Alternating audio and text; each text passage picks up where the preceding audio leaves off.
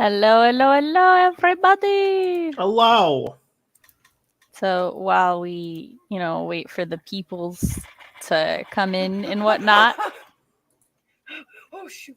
I spawned him. Now Alright. I can't undo. child, I'm live. Could Sorry. you plead for your life more quietly? What a raw villain line that would be. How dare you? Could you plead for your life a little quietly? I have a bit of a headache today.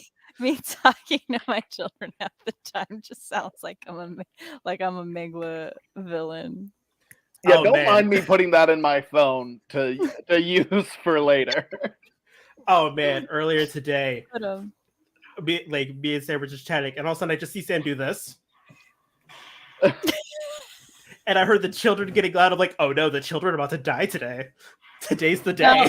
What happens is when my head really hurts or the brain fog is particularly bad and there's something that I need to do but is really and I consider it really important to do but I can't remember it, some little part of my brain is just in there desperately trying to be responsible. The little Virgoian part of my brain, it works so hard, and when I hear that little thought that I need to do something, I just full on meerkat, and then I'm like, as I look around to try to see if I can jog my memory or something.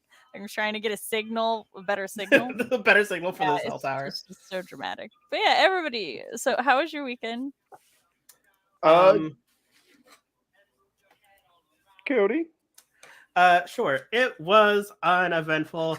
I applied to 50,000 jobs. Actually, I got a job today. I got a job offer today. Thanks. The hours kind of suck.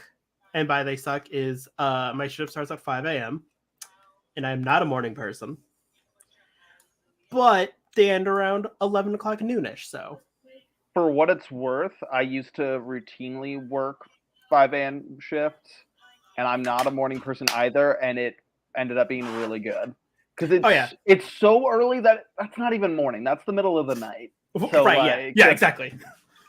You get off super early, and then you get to go home and just take a long nap.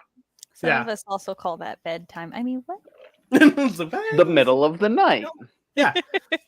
So, and from what I heard, it looks like the job is relatively easy. So I'm kind of excited. We're happy to have you here, Sailor Twilight. But I have to wait 3 weeks because I have to get a badge because it's at an airport. And you're a pilot. No, I handle a lot of money. You're robbing planes. Exactly. Yes, that's what I'm doing. I'm here for it. Yeah. Nice.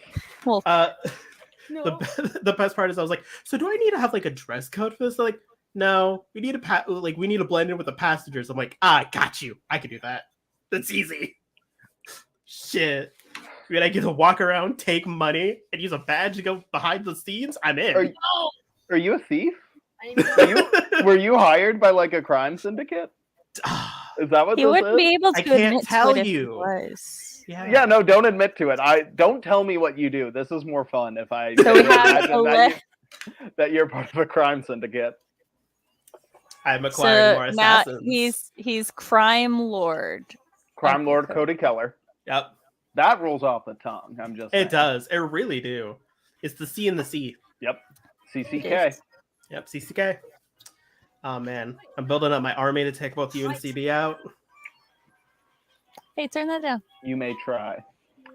I have succeeded before. That's true. My weekend. I watched Encanto.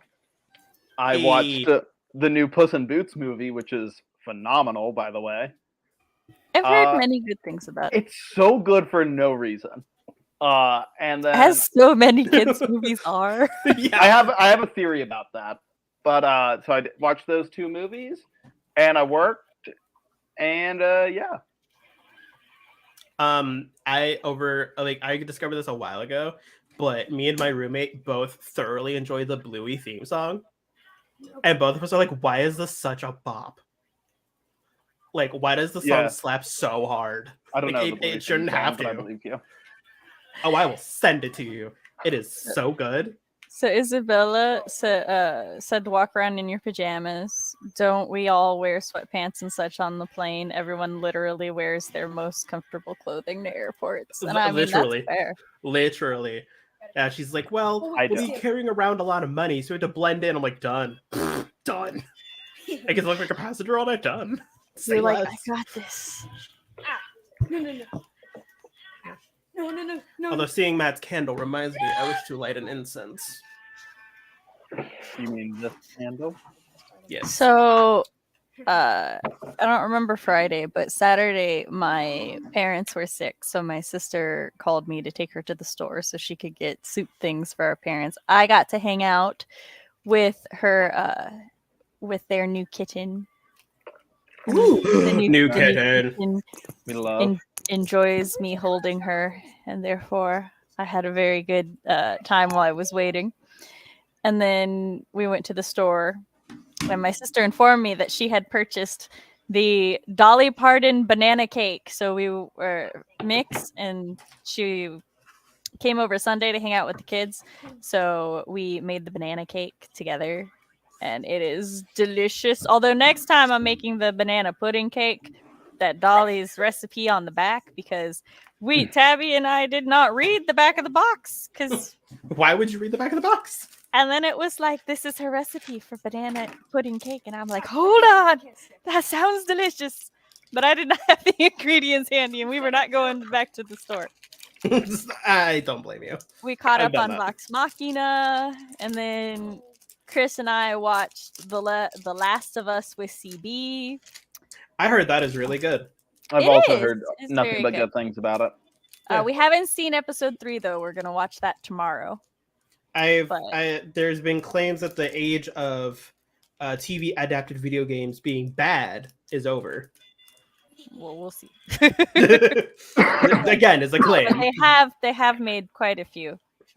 It was okay. So my sister also, like, she just had a bunch of fruit at her house, and she sent a lot of it home with me. And so we cut up strawberries and bananas and put those on top, and then we drizzled like caramel sauce and chocolate onto it, and like it was so tasty. That's the move. And then that's the other. Oh, sorry. Oh, go ahead. I was just gonna say that's the other thing I get. I tried and semi-failed the roasted duck. Yeah. How was that?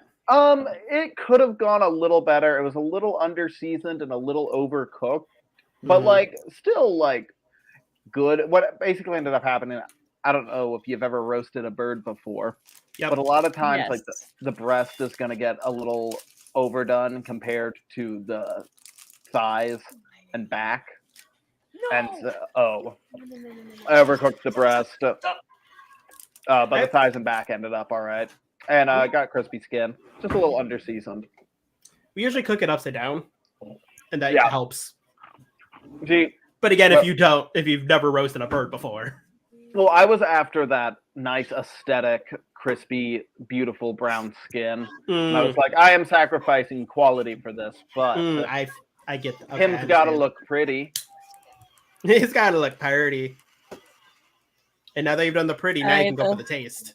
The tip of my hair had somehow become a like literal knot, and I was trying to figure out how to untie it. And I got it untied. Okay. Also, stop it. How is your thumb doing now? It's fine. Like I soaked it in some egg white immediately. Well, cold water, then egg white on the burn. And only a slight little bump. Well, that's good. I'm glad that it's doing better. Yeah. Chris says Arcane and Castlevania say what? Dragon Ball. That's why the air. Okay, but that was a long ass time ago. World of Warcraft.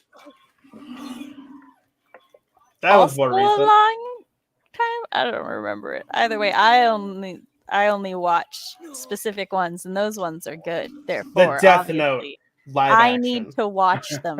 That's not a game. It could be. It's a game of life and death. I also being this fast morning... and loose with the term game. It is. It's a game of life and death. Oh, Chris is right. Dragon Ball was also an anime, but I also this morning I listened to the first book in the series of Unfortunate Events series. How was that?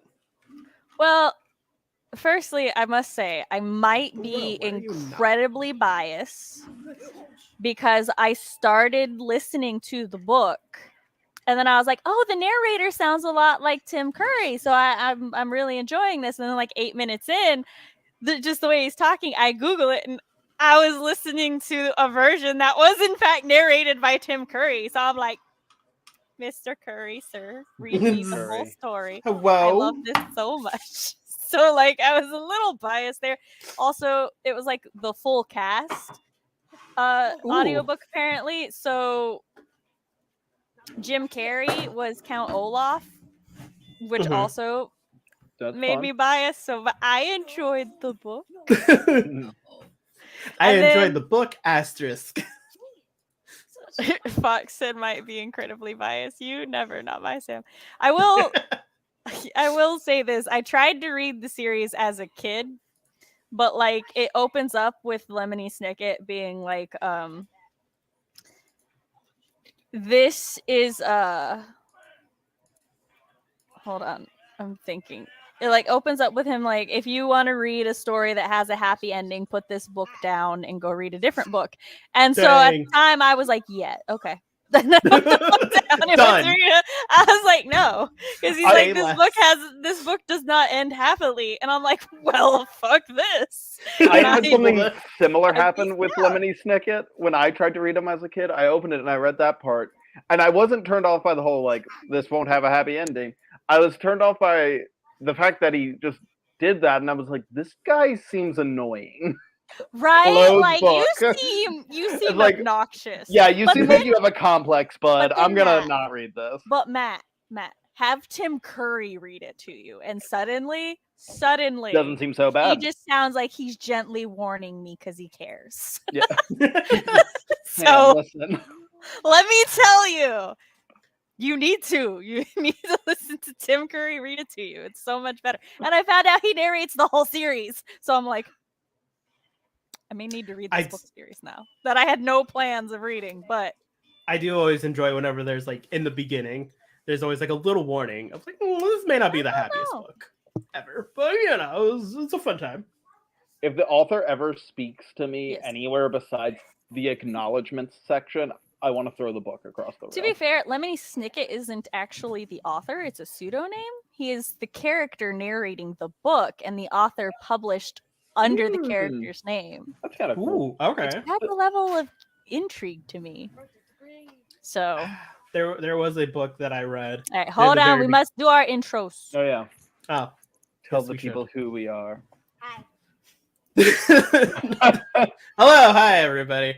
My name is Cody Keller. I'm a gay queer. I like to make queer people had to good for too long. Was it blurred? And did I say the whole thing? No, probably not. But it's okay. You don't care. We're moving on anyway. Anywho, I am here with my fellow co-hosts to enjoy a delightful movie while we giggle about it because it's the best movie ever with great music. Follow me on social media. I just noticed you're a crime lord, Cody. You just noticed? Peon. Sorry. I don't notice things. I'm not a detective. Me either. And I'm Matt Hollon. I am a dark fantasy author. I'm working on my debut dark fantasy novel, but if you want to read a dark fantasy short story written by yours truly, it is called The White Harvester, and you can find it in Sasha Black's The Rebel Diaries anthology alongside 12 other fantastic short stories. You can find it on Amazon. You can find it anywhere that books are purchased. It's like $5 last I checked, and you get 13 stories, so that's a bargain. And if you want more of me, you can follow me on Twitter, you can follow me on Instagram, and you can follow me on TikTok. They should all be down below in that little link tree. And, of course, you can find me here like once or twice a month, bare minimum.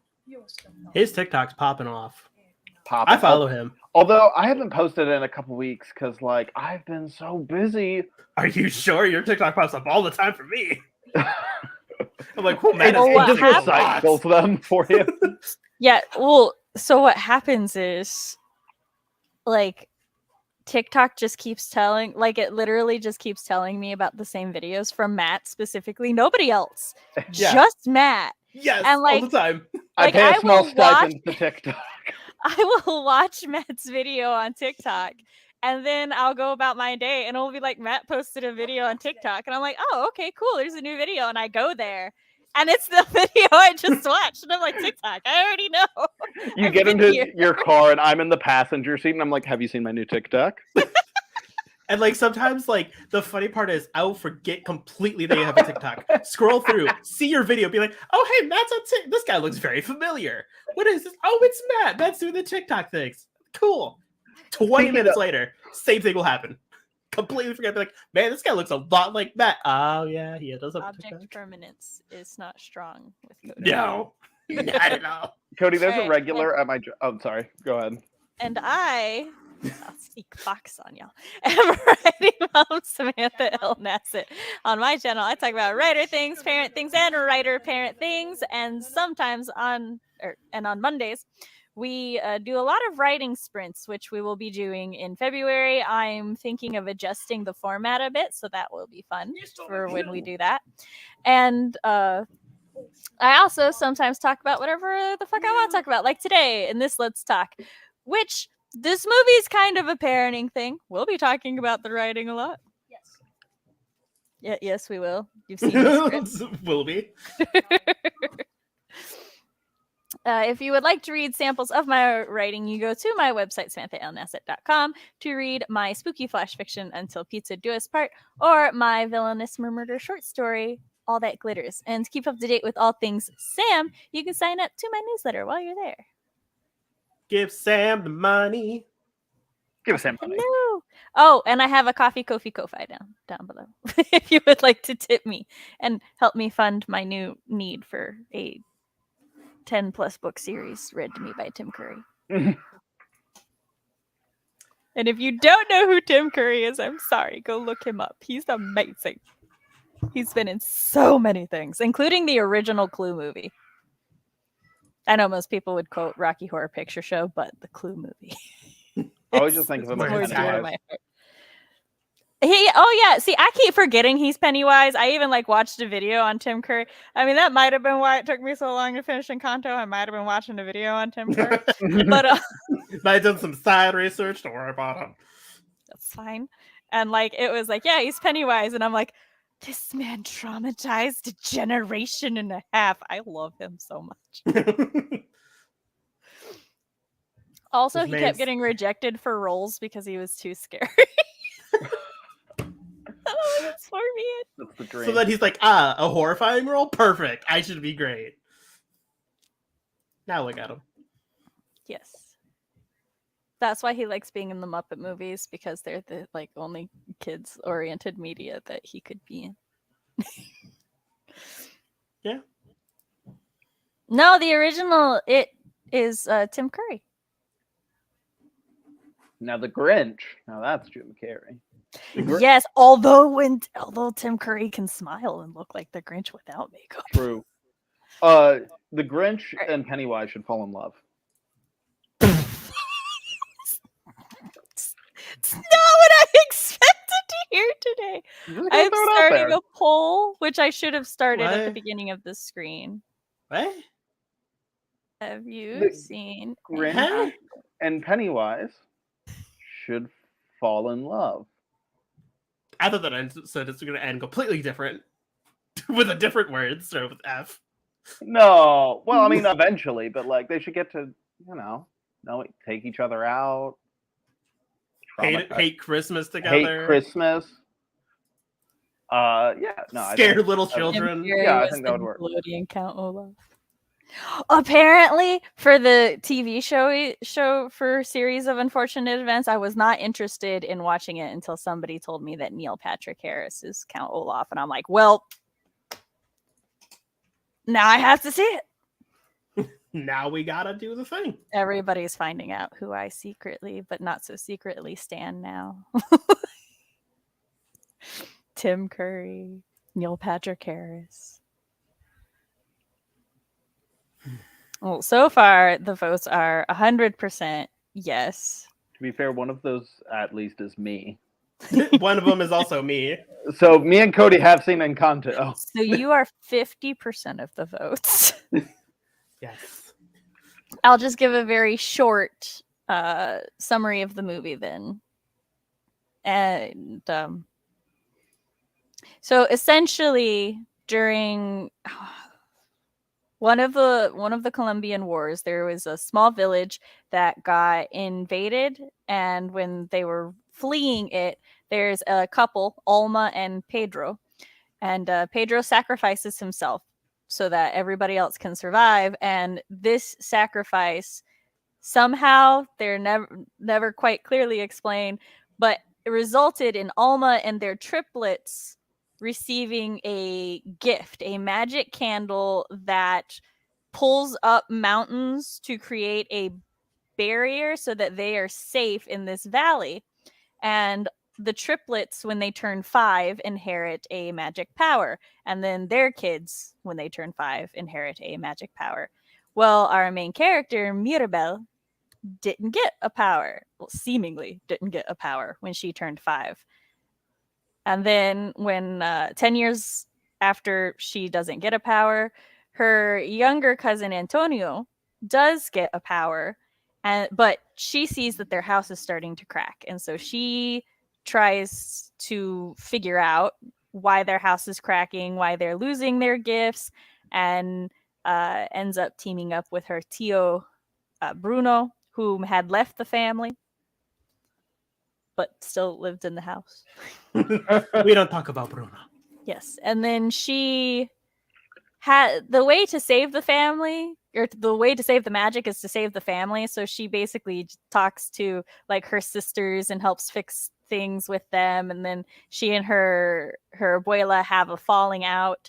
And then the whole thing just crashes and breaks. And then she and her abuela make up in a scene that makes me cry when I actually pay attention to it. And then the whole town comes together to help them rebuild their house. And then she puts the final piece, the doorknob, on the house, and then the magic is restored.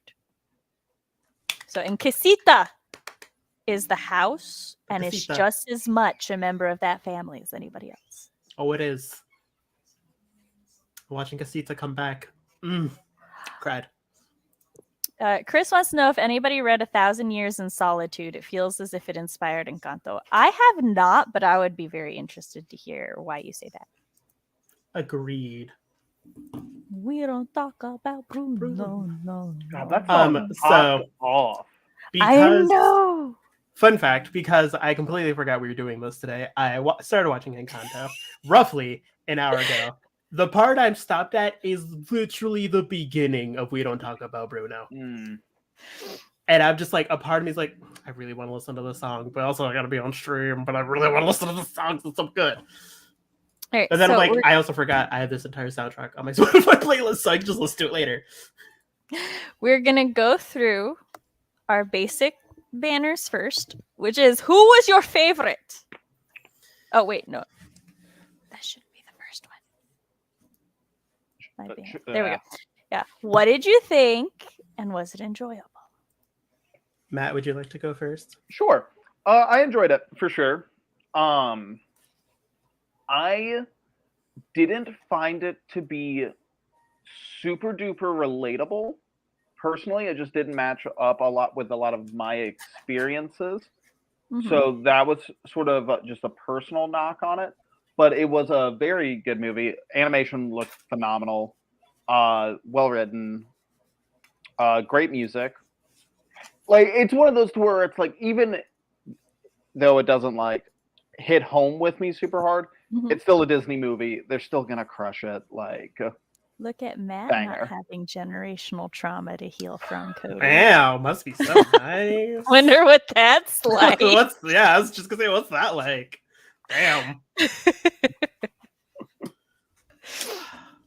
Well.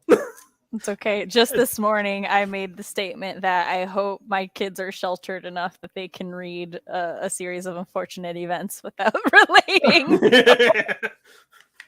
Just sheltered enough. Well, I thoroughly enjoyed this movie. Unlike Matt, I did find Mirabel very relatable. There's a lot of related things. It's like, yes, this is hitting home a little too hard sometimes. Guys, can we call this down? I would like I would like to specify I don't hate this for you, Matt. I love this Yes, for you. I love this for you too. I love that for you. Yeah. And that Yes, you we both love this for you, but not relatable to me because definitely have generational trauma in my family, and I love this movie so much. It is so funny. It is, as I was watching it before, I was chuckling and laughing because there are scenes I'd remember.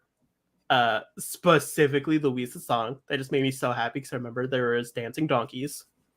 And I'm just like, this makes me just so happy because it's so it's very kind of like ridiculous in the most serious sense possible because you always see Louisa with donkeys, so why wouldn't there be dancing donkeys in her song? also chat, you feel free to answer the question if you would like.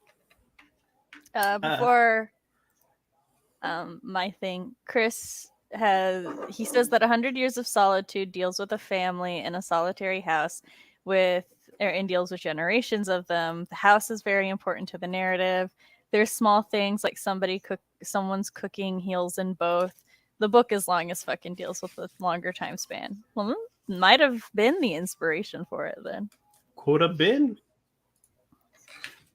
I greatly enjoyed this movie. This is probably one of my favorite movies, and it is very largely because I can relate to the movies so hard.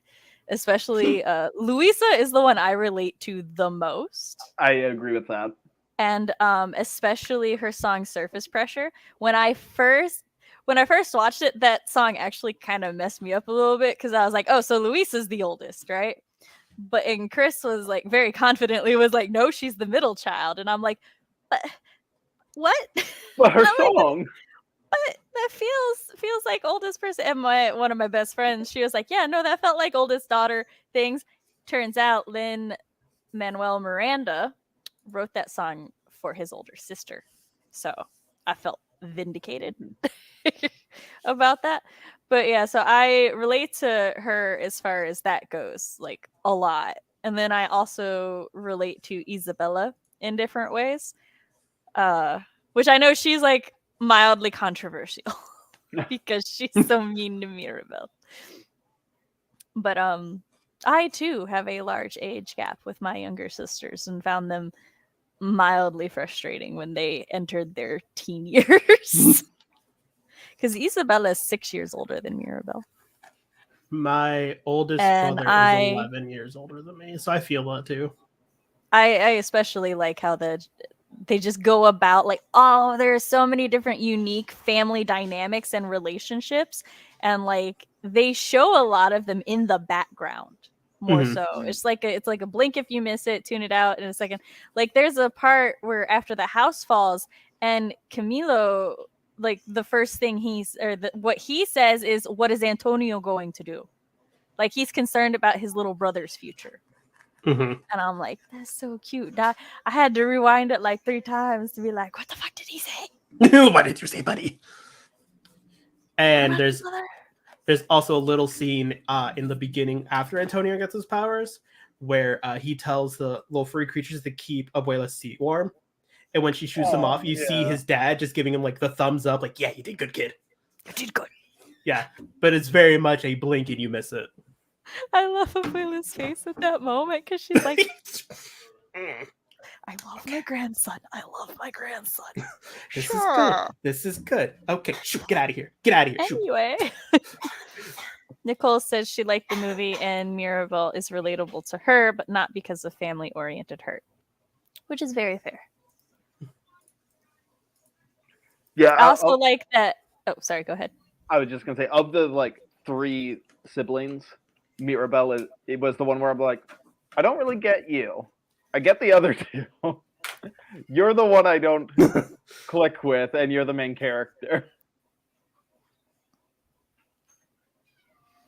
I would say of all of the like kid characters, Camilo would remind me of you the most. Oh yeah. I absolutely agree. Yeah. When I'm watching, I'm like, all right, I found me. There was no doubt anywhere to be found. I will say him and the little boy with the cup of coffee. That's always God. Like when he popped up on the screen. I'm like, if There's I me. had access to coffee as a little boy. Go call that.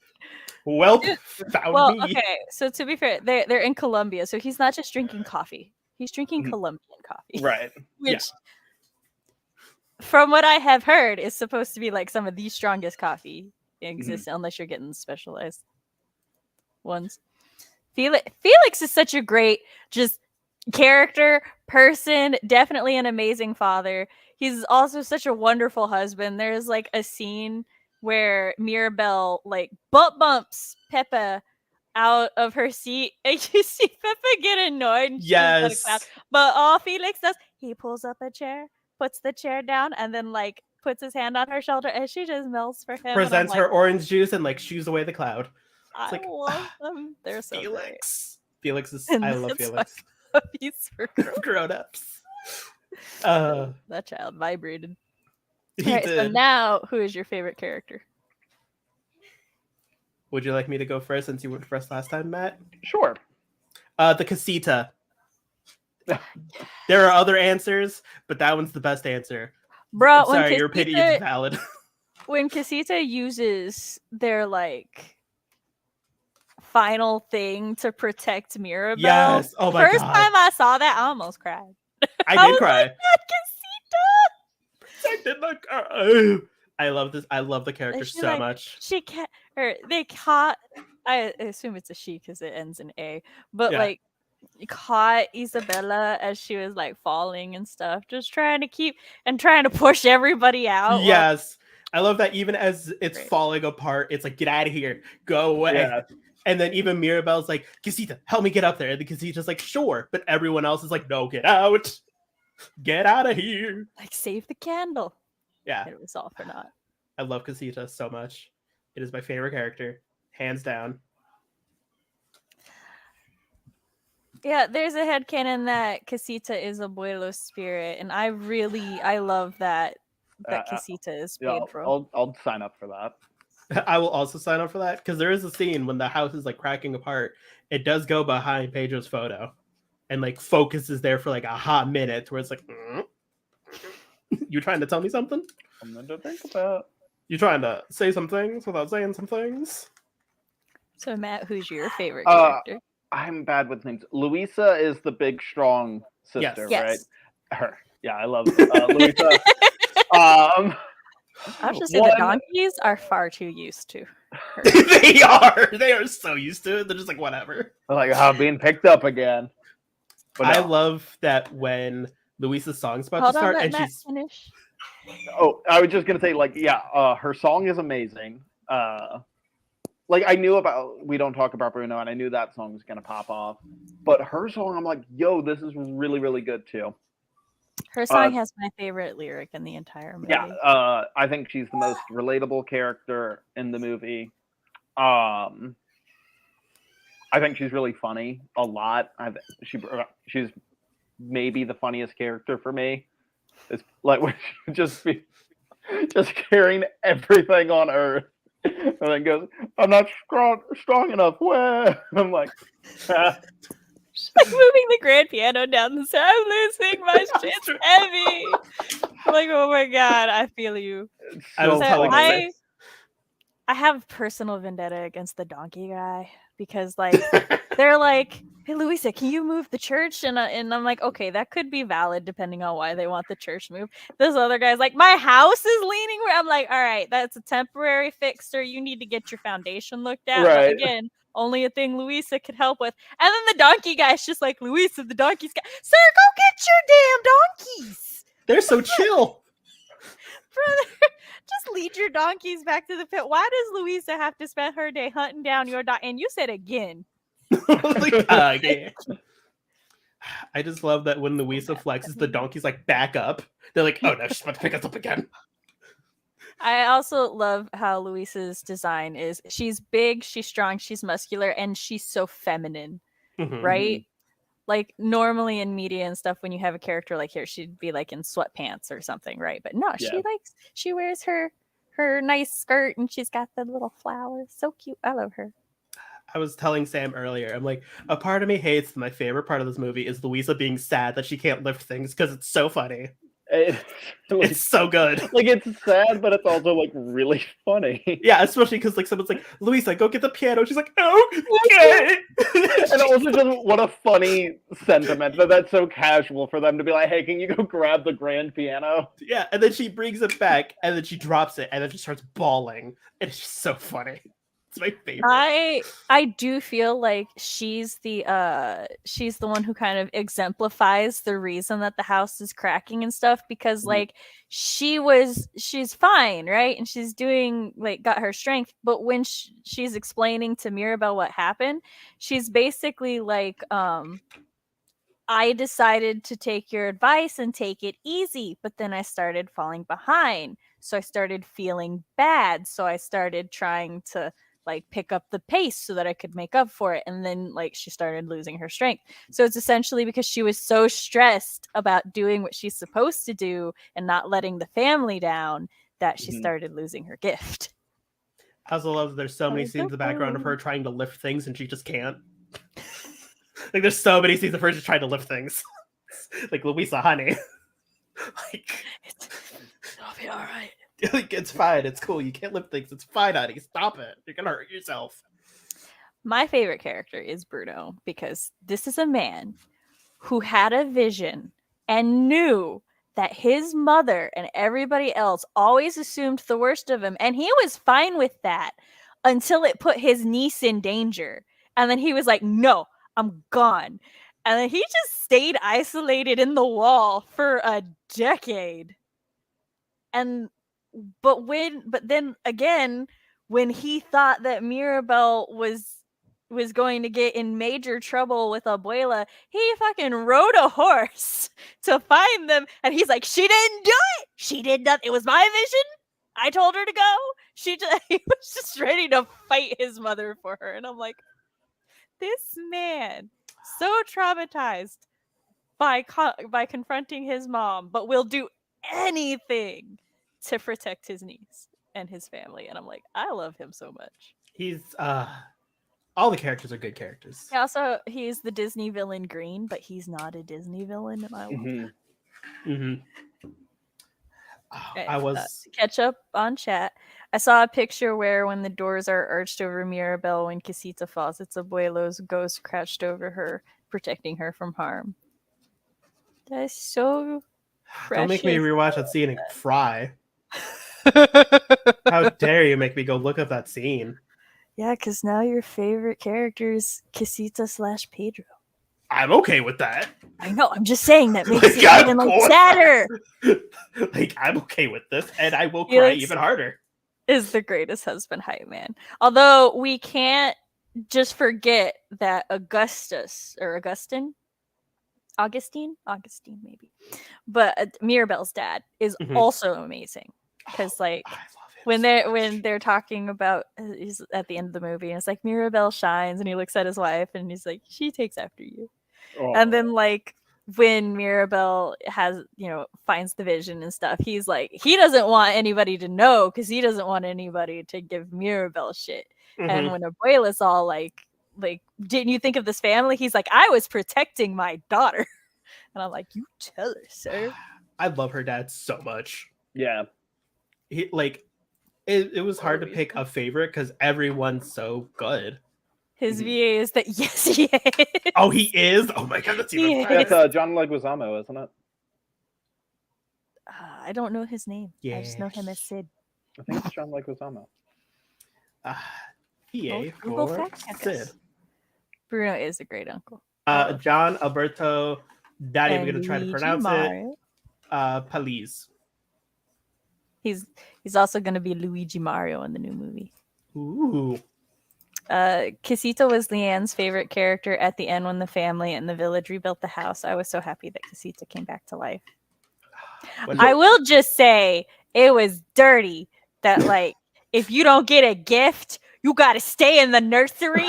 Oh my god! You don't get a room. Yeah, that's so savage. You get to share a room with the children who you get to help raise, who will get a gift. No, that's the thing though. They're not like children. They only stay in the nursery until they're 5. So that's infant and toddler, and Yeah. then 1 year is child, and that's it. And it's like, bruh, why? Until I'm like 70?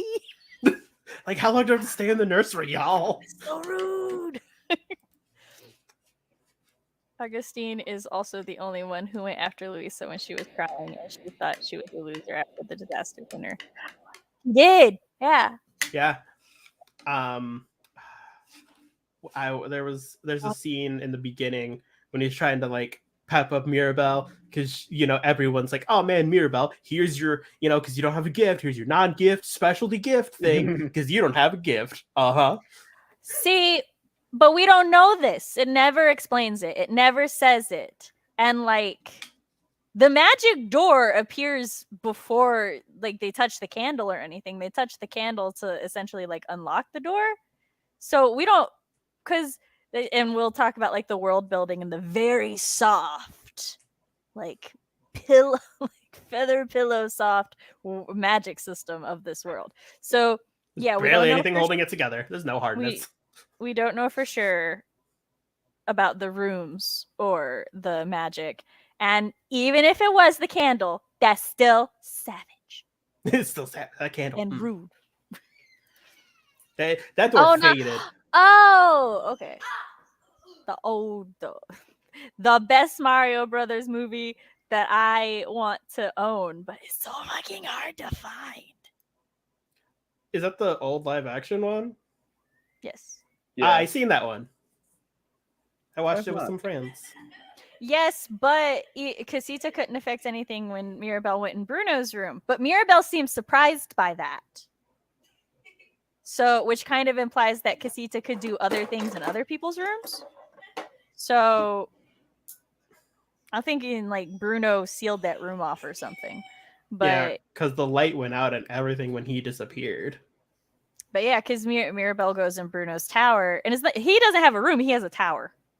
But she goes in Bruno's tower, and she's like, "Hey, Casita, can you help me out?" And Casita's like, "No," and she's like, "What?"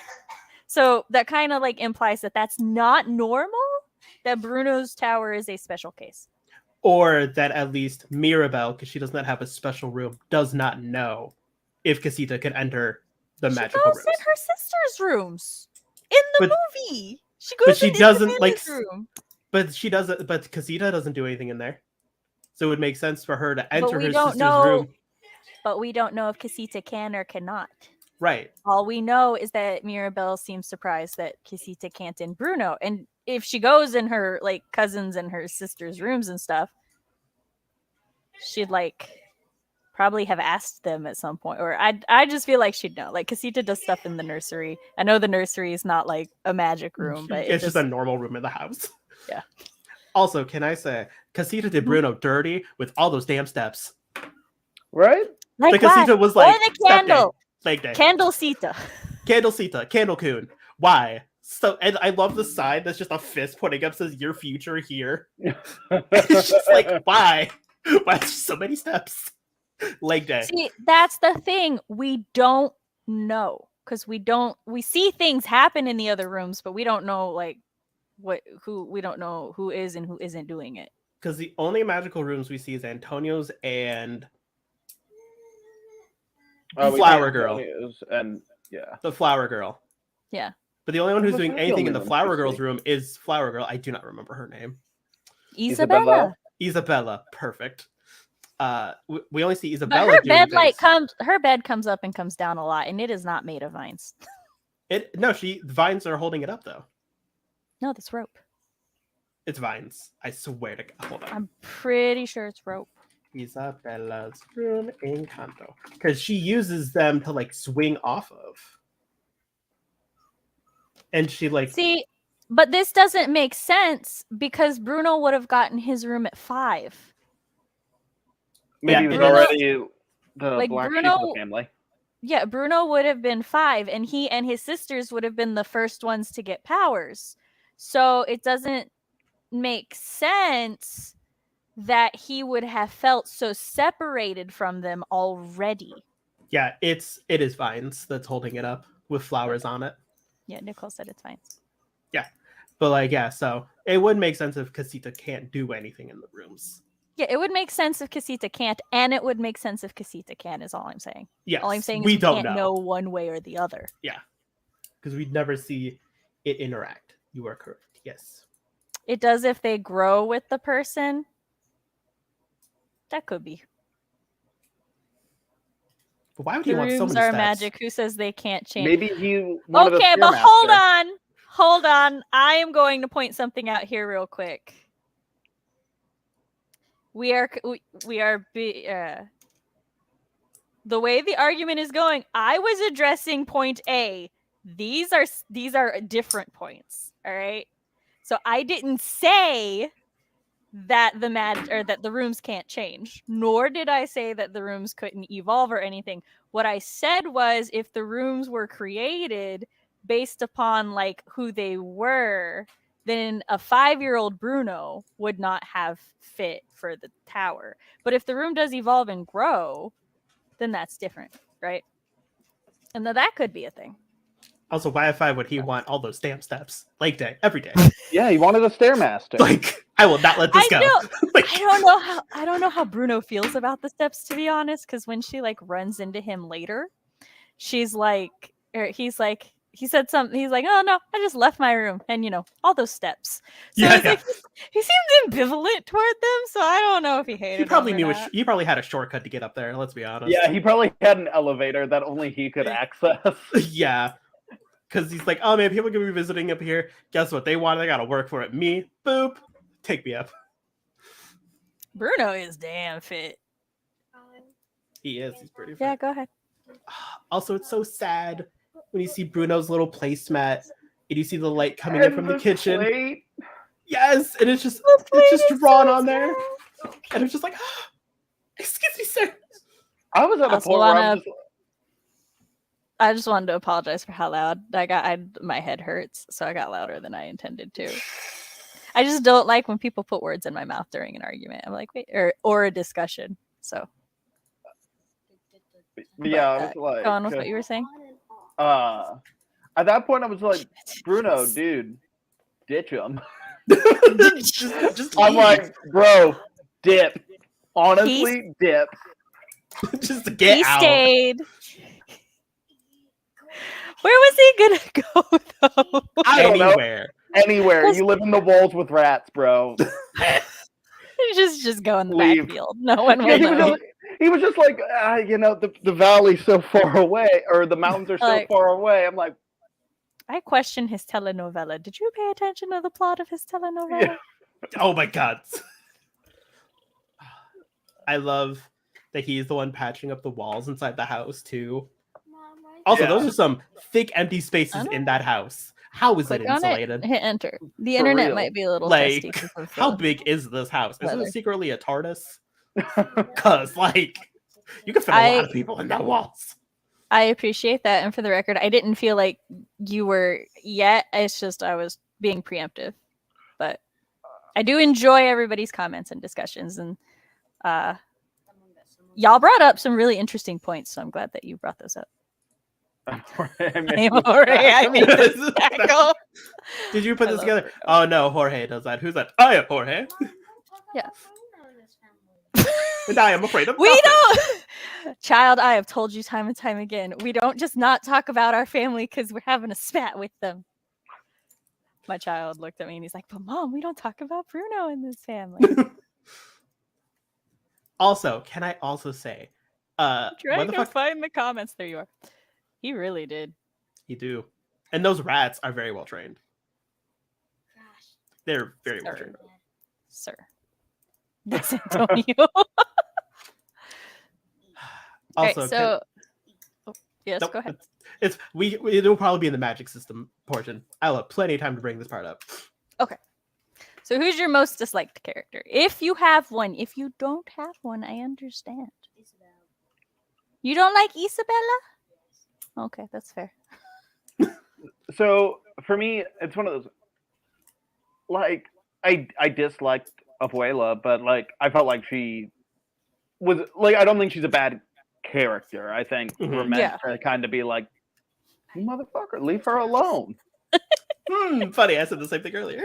And I'm just like, So yeah, I mean, that's where I'm at with Abuela. I'm like, in defense of Abuela, I feel like because it's being told from Mirabel's perspective, you are largely, for the most part, supposed to, like, on a surface level, you get the, like, how dare you, you're just like mean, and why are you doing this? But part of the point, especially if when she sits down and talks to Mirabel, is you get to see and understand that Abuela is also a victim, and like she suffered through a very traumatic event and then just basically had to pick up and raise her 3 kids on her own. And so she was doing the best that she knew how to do. That just wasn't good in the end. But like, I give her a lot of credit for, in the end, owning up to it and working to fix it. I was be like, the beginning I didn't like Abuela, but then she turned around and I was like, okay, now we like Abuela. I will never forgive the donkey man, and that is my answer. Mine is Dolores. Dolores. Yeah, I see some comments about Dolores that I was waiting. Dolores is the one that can hear everything, including Bruno being in the walls with the rats, and she knows he's there. Yeah. So that's literally my entire point. Yeah. It's like, she's like, I can hear him sometimes. Like, it sounds like rats whispering. I'm like, yeah, because he's in the walls, ma'am. Yeah, when she tells Mirabel, and she's like, nobody's concerned about the family magic except you and the rats in the walls. Yeah. And I'm like, why did you not just tell her? But yeah, so why do you think Dolores never told anyone Bruno was still in the house? I think she likes the drama and the gossip. My real answer is I think the writers didn't think of it until they got to the end and someone brought it up and they're like, shit. Yeah, throw a line in. So also keep in mind that Dolores is currently 21, so she would have been 11 when Bruno disappeared. But yeah, I think they forgot about it and threw that line in. I think she took, like, because she was 11 when he disappeared, and everyone's like, we don't talk about Bruno. We don't. And like, she heard so many horror stories about him. Granted, when they're doing the whole "we don't talk about Bruno" song, she does not talk down about him at all. She's the only one. So I feel like, well, for Dolores, what my guess would be for why she didn't is because she was 11. So she's like currently the exact age of my oldest. So she probably picked up on the vibe and the mood of the house. And like, with as caring as Bruno seems, let me check the others' ages. So the only people who would remember, or the only kids who would probably have really good memories of Bruno would be Dolores, Isabella, and maybe Luisa. Because Luisa would have been about 9. No, Camilo, because he references the same age as Mirabel, the same age. So he would have only been 5. So he might not actually have clear memories of Bruno. But like, so it would only be Isabella, Luis, and Dolores. So Dolores probably remembered like the vibes and everything, and probably just remembered her uncle pretty fondly, because when she talks about him in the song, she talks about like how hard it was for him and how much he struggled, and like she associates him with the sound of him preparing his visions and because everything. He's superstitious. So I think she kept it out. I think she kept his secret out of respect for him. And also because I think the real answer I have, besides the gossip, is because also during the song, Camilo does reference like how he's so big. He's like, 7 foot tall rats along his back. It's like, yeah, he's 5. So like, him looking up, he's like, that makes sense. Camilo's also like a goof and an entertainer, so he's probably just trying to freak his cousin out. Yeah, and he's probably just over exaggerating. Also, if you see the Bruno imitation he does, it's real good. It's like, it's scary, but it's good. I'm starring I'm just letting chat know that I'm starring comments so that I can go back to them and we can talk about like your most disliked characters too. Just go into the comments that have to do with this comp. I'm trying to be more organized, basically. But I think I agree to where it's like, she's 11 when he disappears, and so she's the only one that doesn't talk bad about him, other than Felix, really. There's also, Dolores' mom, Peppa, definitely did talk about Bruno behind closed doors. And and that's why Camilio has an exaggerated negative view of him. I feel like Peppa was extremely hurt. Yeah. No, I think she was really hurt when he left, and that's why she talks so much shit about him, because she's mad at him, because he was her brother and he just vanished, and she's like, how the fuck dare he? Like, and also with like Dolores being Peppa's child, she heard all this. She heard everyone just be like, we don't talk about him. So I think it was like, she's like, I can't let them know he's in the walls. So I think it was more along the lines of just going with the flow, considering how Abuela is. This is a good point too. Like, it is related to them saying we don't talk about Bruno before they sing a whole number about it. Maybe she did tell them that she heard him still, but they were just like, no, you don't. Yeah. It's like, oh, honey, you think you do or something, because she can hear. Yeah, it's like, so but he's gone, baby. And yeah, so it's like, oh, you hear him. He's so far away.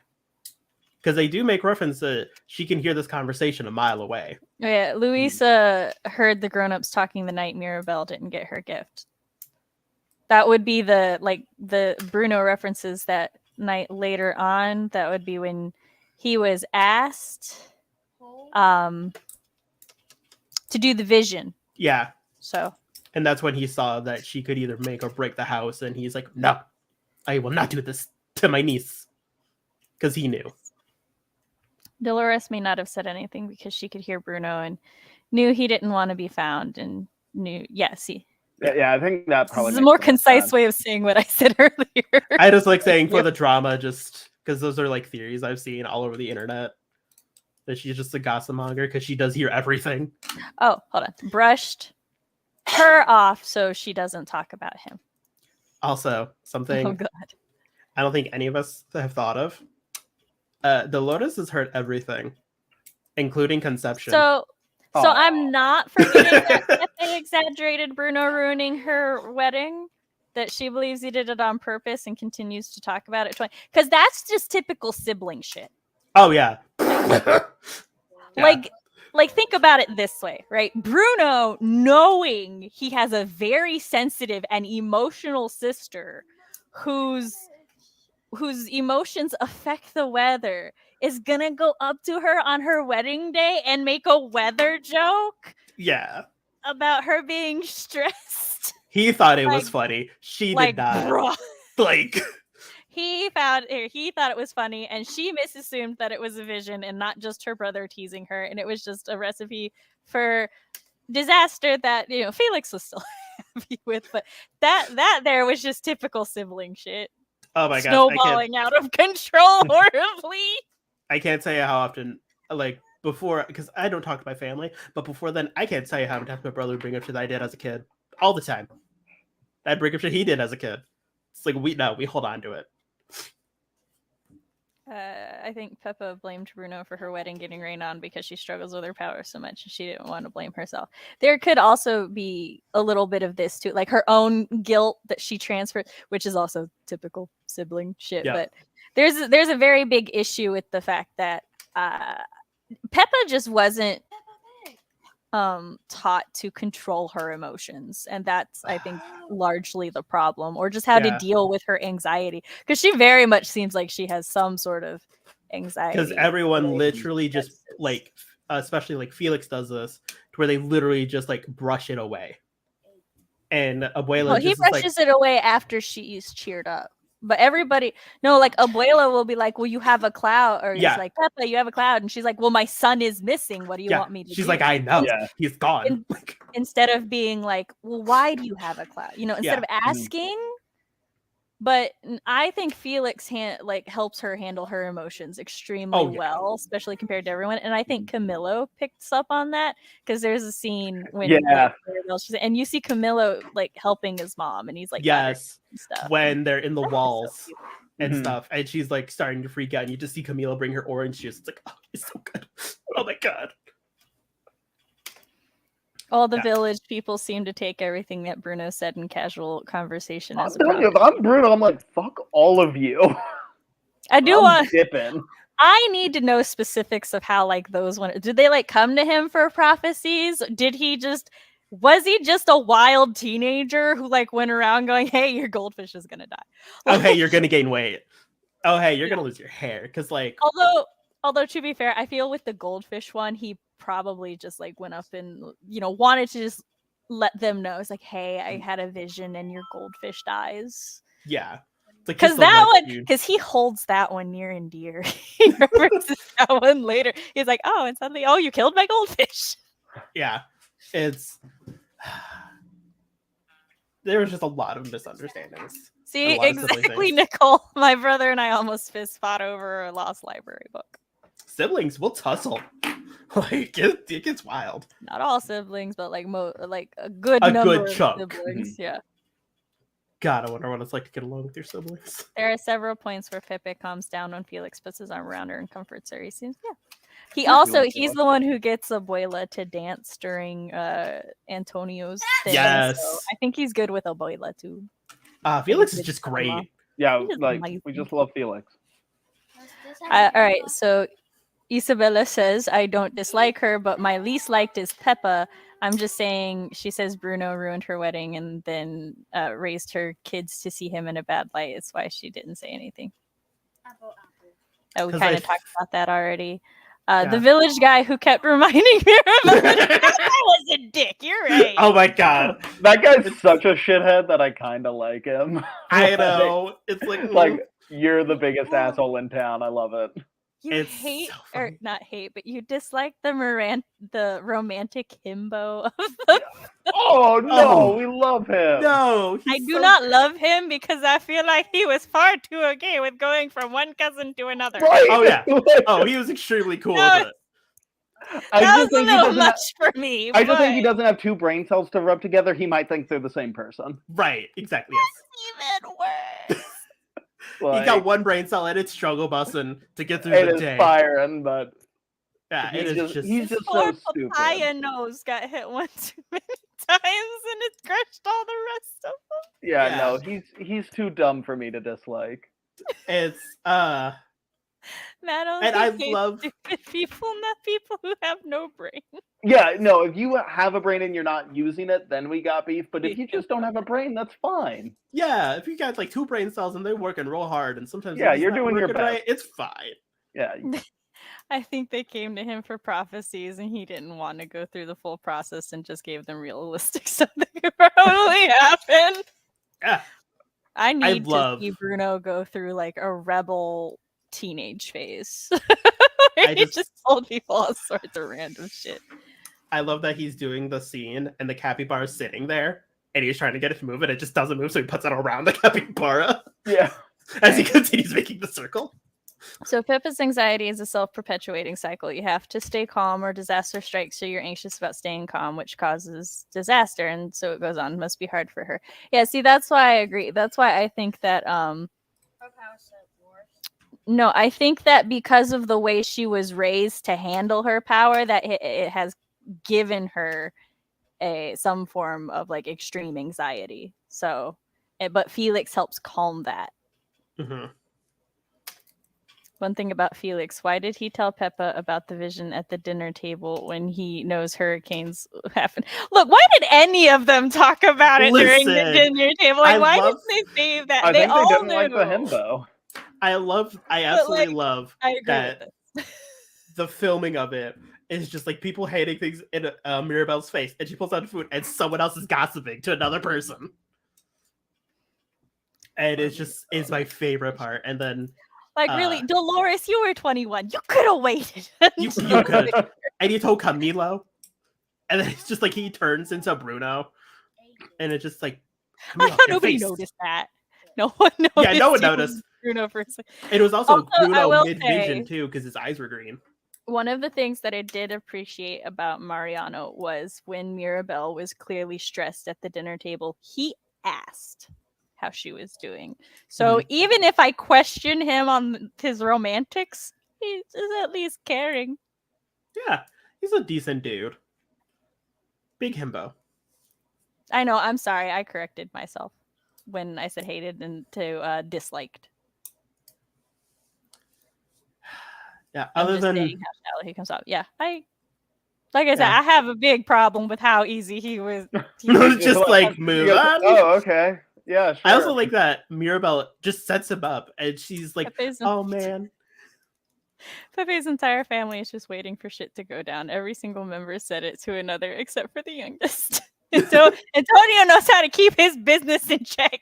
I love Antonio with all my heart. Oh, but he's so fucking precious. Like, I will say, like, kind of consider that if they go through a drought, they would purposely need to make Peppa cry. They would need to make her sad. Like, she can't be too happy for too long. That would be so stressful. That's not necessarily canon. That's just me theorizing. Or it's just like, Peppa, be sad. Yeah, I don't think she talks about everything she hears either, which must also get hard for her to not gossip because she knows everything but can't tell. It's hard to not be able to talk about things. Yeah, that's I want to know power that where I was just like, oh god, that one's a curse. You don't want that one. Because she hears everything. That one She hears everything in the entire village, and she couldn't sleep because she said she couldn't sleep because she heard Luisa's eye twitching all night. Yes. So I'm like, if she hyper focuses on like sounds in the house, does she not hear sounds in the village and is thus able to sleep? Or maybe her room allows like her to focus on sounds when her cousin's eye is twitching. Because I would assume her room allows her, like, has some form of soundproofing to, like, help her not go ballistic. I would hope. Family dynamics. What do we think about them in general? Or specific? Like, I don't care. Just it's a broad thing. I like that. Maybe. Can make happy rain, a light shower to wet perhaps. You can happy cry, so perhaps. Yeah. Maybe they have to just like she just has to get like tickled. Maybe she's real ticklish. Yeah. Her gift made her super ticklish, guys. I like the family dynamics, even though it is aside from Abuela in the beginning, family is like there for each other in their own weird ways. I wouldn't say. Okay, so I wouldn't say it's like except for Abuela, because like there are individual like connections and stuff, but overall there are parts of the family that feel a little more disconnected. Like Mirabelle and Dolores are not close. Yes. And Mirabelle and Camilo seem like pretty close, or well, close-ish. It makes sense because they're the same age. And then Mirabelle and Antonio are obviously very close. But like she's been living with him in the nursery since he was born, so that makes sense.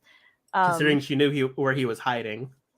Like Isabella and Luisa don't really seem to interact much at all, and they take very different roles as big sisters.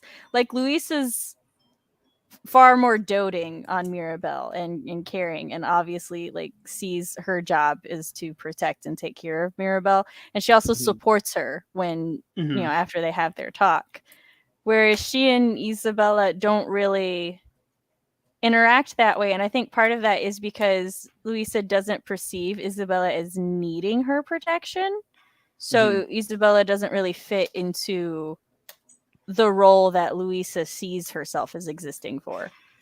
And Isabella seems to hold up this, she has to be perfect and she has to like do everything because most likely she's being treated as the next matriarch.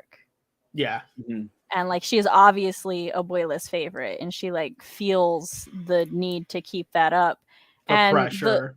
The way that she and Mirabelle interact with each other is they're both extremely jealous of each other's life. Like Mirabelle wants to be Abuela's favorite. Mirabelle wants to be gifted and wants to be as beloved as Isabella. And Isabella just wants to be able to be herself, which Mirabelle is allowed to do because she doesn't have a gift, and so she doesn't have the same kind of responsibilities. Abuela like aggressively tries to take away the things that she does do. So yeah, she has a freedom that Isabella does not have.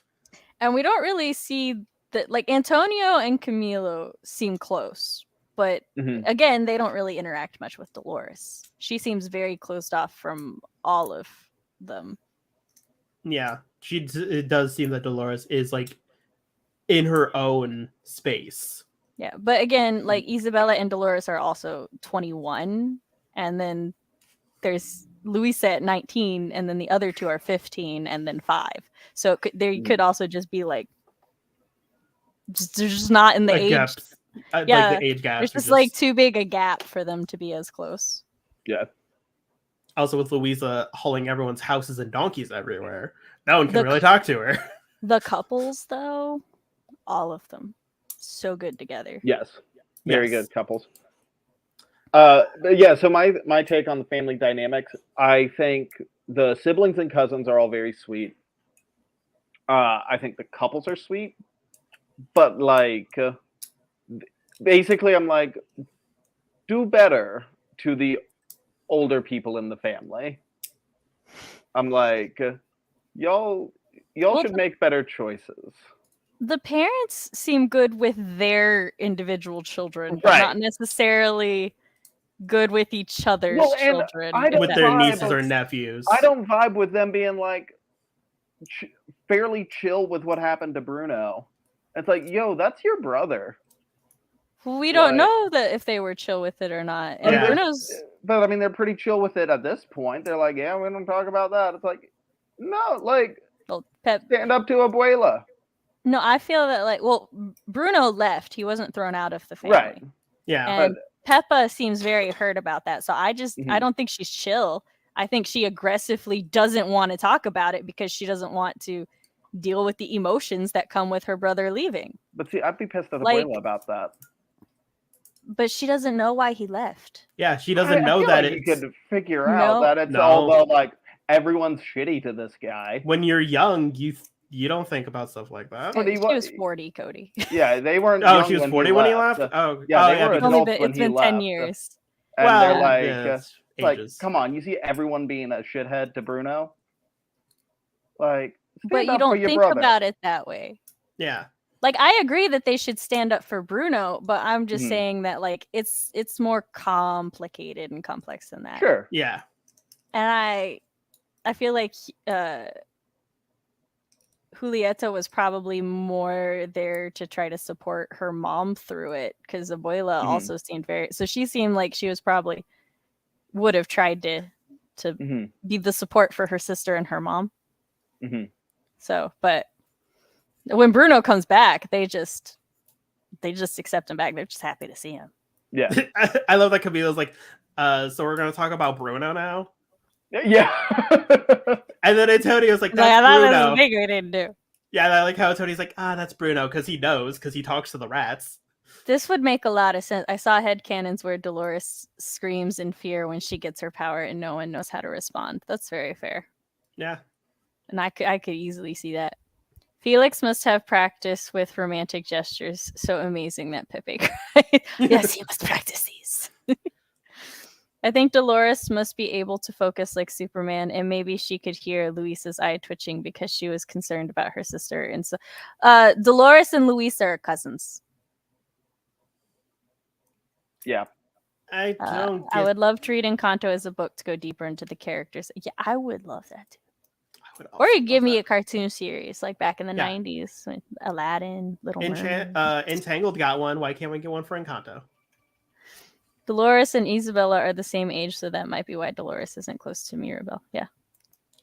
I love that after Luisa's song, Mirabel just hugs her. Luisa really needed that. Oh, yeah, she did. Oh, and like Luisa hugs her back too. Like it's a full-on hug. The couples are all great. Alma and Pedro's life story told in just a few heartbreaking scenes. Oh. And they tell it to you twice. Once at the beginning and once at the end. Song gets me. So nice they tell you twice. It ain't nice. Punches you in the gut. They are triplets, but Julieta comes across as the oldest. It feels like Julieta is the oldest, and then Bruno would be the middle triplet, and Pepe is the youngest triplet as far as dynamics go. Yeah. Or even Bruno or Peppa could like swap. Yeah, he could have been the baby. yeah, he could be in the baby and she could be in the middle. But Julieta's definitely the oldest. She is easily born 2 minutes before the interview. Yep. It's easy. I also like that in so in Peppa and Felix's relationship, Felix is the older one. In Julieta's and Augustine's relationship, he's the younger one.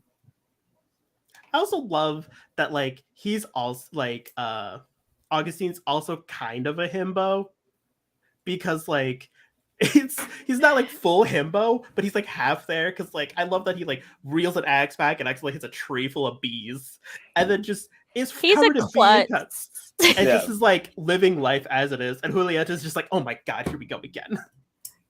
He had to marry the village healer. That is the only way he would survive. He had no choice. His mom was like, honey, you gotta. I don't remember if it was an interview or supplemental material, but it was word of Godded that that how those two hooked up was because he's got a shit ton of allergies and he's clumsy, so he gets hurt. So he just went to Julieta to get healed a lot, and through him going to get healed, they got to know each other. Okay, that's really how their cute. romance felt. So she signed up for this. She knew. She was prepared. She was prepared. But also, I mean, she cooks a lot of food. I bet she makes the best food. I like the headcanon that goes around the internet that she leaves food out for Bruno.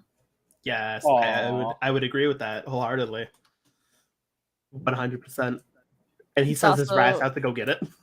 It also explains why, like, she doesn't seem too surprised to see him at the end of the movie. She just hugs him, but she doesn't actually seem surprised. Yeah, she's just like, we're glad you're back. And like, that's it. She's so chill about it. She's like, I don't need no apologies. Yeah, when everyone else is like, Bruno, to some degree. Except Antonio. He's like, I knew. I talk to animals now. You I think the rats wouldn't have told me? Also, doesn't he barge in at one point? Oh, yeah, no, he does. Because they're like, where can I do the ceremony? And he's like, you can use my room. And all the animals are there. Also, I'm just like, no, don't let them explain the novella, the telenovela to him. Oh no! I want to try her orapas. Yes, they look. They're all over TikTok apparently. I've seen so many videos about making them. I'm very curious about how Julieta's powers work. Does she have to have specific intention for each thing she makes? Are there specific foods for specific illnesses? Like, does she just bake a shit ton of stuff, go out and get? I mean, that's what they show at the beginning, is that she just gives everyone the same thing. But I'm like, everybody else's powers are directly in them or like connected to them, but not hers. And I'm like, but also Bruno has to perform a ceremony or a ritual. I think it might be it's like Bruno to an extent. I wonder if she grows the things, because on her apron is like herbs and stuff. Not so much cooking utensils, but like the ingredients. So I wonder if she infuses the ingredients themselves. Probably. So I don't think it's so much her actually cooking it. I think it's her preparing it. Would just more or less like bless the food, so to speak. So she makes something of like cure whatever. Boom, eat it. Yeah. Also, which takes us cleanly into the magic system. It's a very incredibly soft magic system that leaves me with far more questions and no answers. Like, is the candles magic from Pedro? Is it from Alma? Does Mirabel now have the candle magic? Does Antonio control the animals or just talk to them? Because they're real trusting of that tiger in the beginning. They just scoops him up and runs off with him. I think it's a jaguar. Jaguar. The big cat that just scoops him up out of nowhere. Yeah. Like, they were real trusting. There is either a boa or an anaconda in his room, and I'm like, there's a lot of predators in there that could very easily eat him and the whole house. Nom-noms that boy, but like, there's no trusting. We're just gonna be okay with this. And then they dance in his room and no one questions it. It's like, oh, y'all just accept it. I imagine he can control them, because like the second he gets his powers, they all come booking it. To where it's like, if you could just understand that, like if I understand someone, I don't go sprinting into their house. I need to be controlled in order to do that. I wonder. I would love the story from the animal's perspective before Antonio gets his gift, where they're just chilling, doing animal things, and then also like it triggers in the brain. We're like, oh, I have to go. Yeah, like like I gotta go. Like one of them's eating, and it just like his ears just perk up. He's like, oh, I'm being called. That's what I want. It's like a little side story. Okay, I had to look up 2 things real quick before I answered a question in chat, but. Yeah, which I will also go out and say it is a soft magic system in a kids movie. So I don't think it's not a criticism and it's not a negative on the movie that they don't answer these questions. It's just, No. I want to know. I'm Can so you curious. tell me? I want to know about your magic system. Baby. Because it is really interesting and intriguing for what it is. Okay, so no, it is definitely a jaguar because jaguars are native to the Americas, whereas leopards are more native to Asia. And Colombia is in the Americas. And I double checked. I was like, what is native to Colombia, leopard or jaguar? And it's jaguars.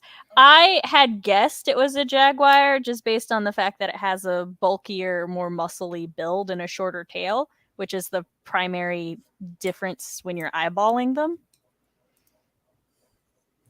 And all this information is fresh in my mind because I'm writing about a jaguar shifter. Shameless self-promo. And other great things. The magic system is fun, but you have to take it as soft fairy tale magic and just not ask too many questions. I will ask all the questions. I will get none of the answers, though. Yes, but I will we are gladly. okay with that.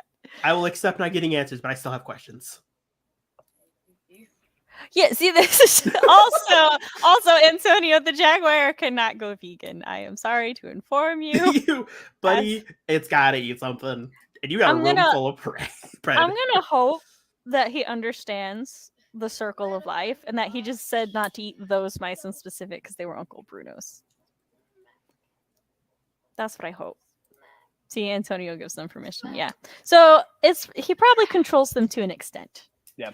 And then I wonder if one of my main questions is, like, when Antonio gets his gift from the jump, he has a lot of control over it from the start.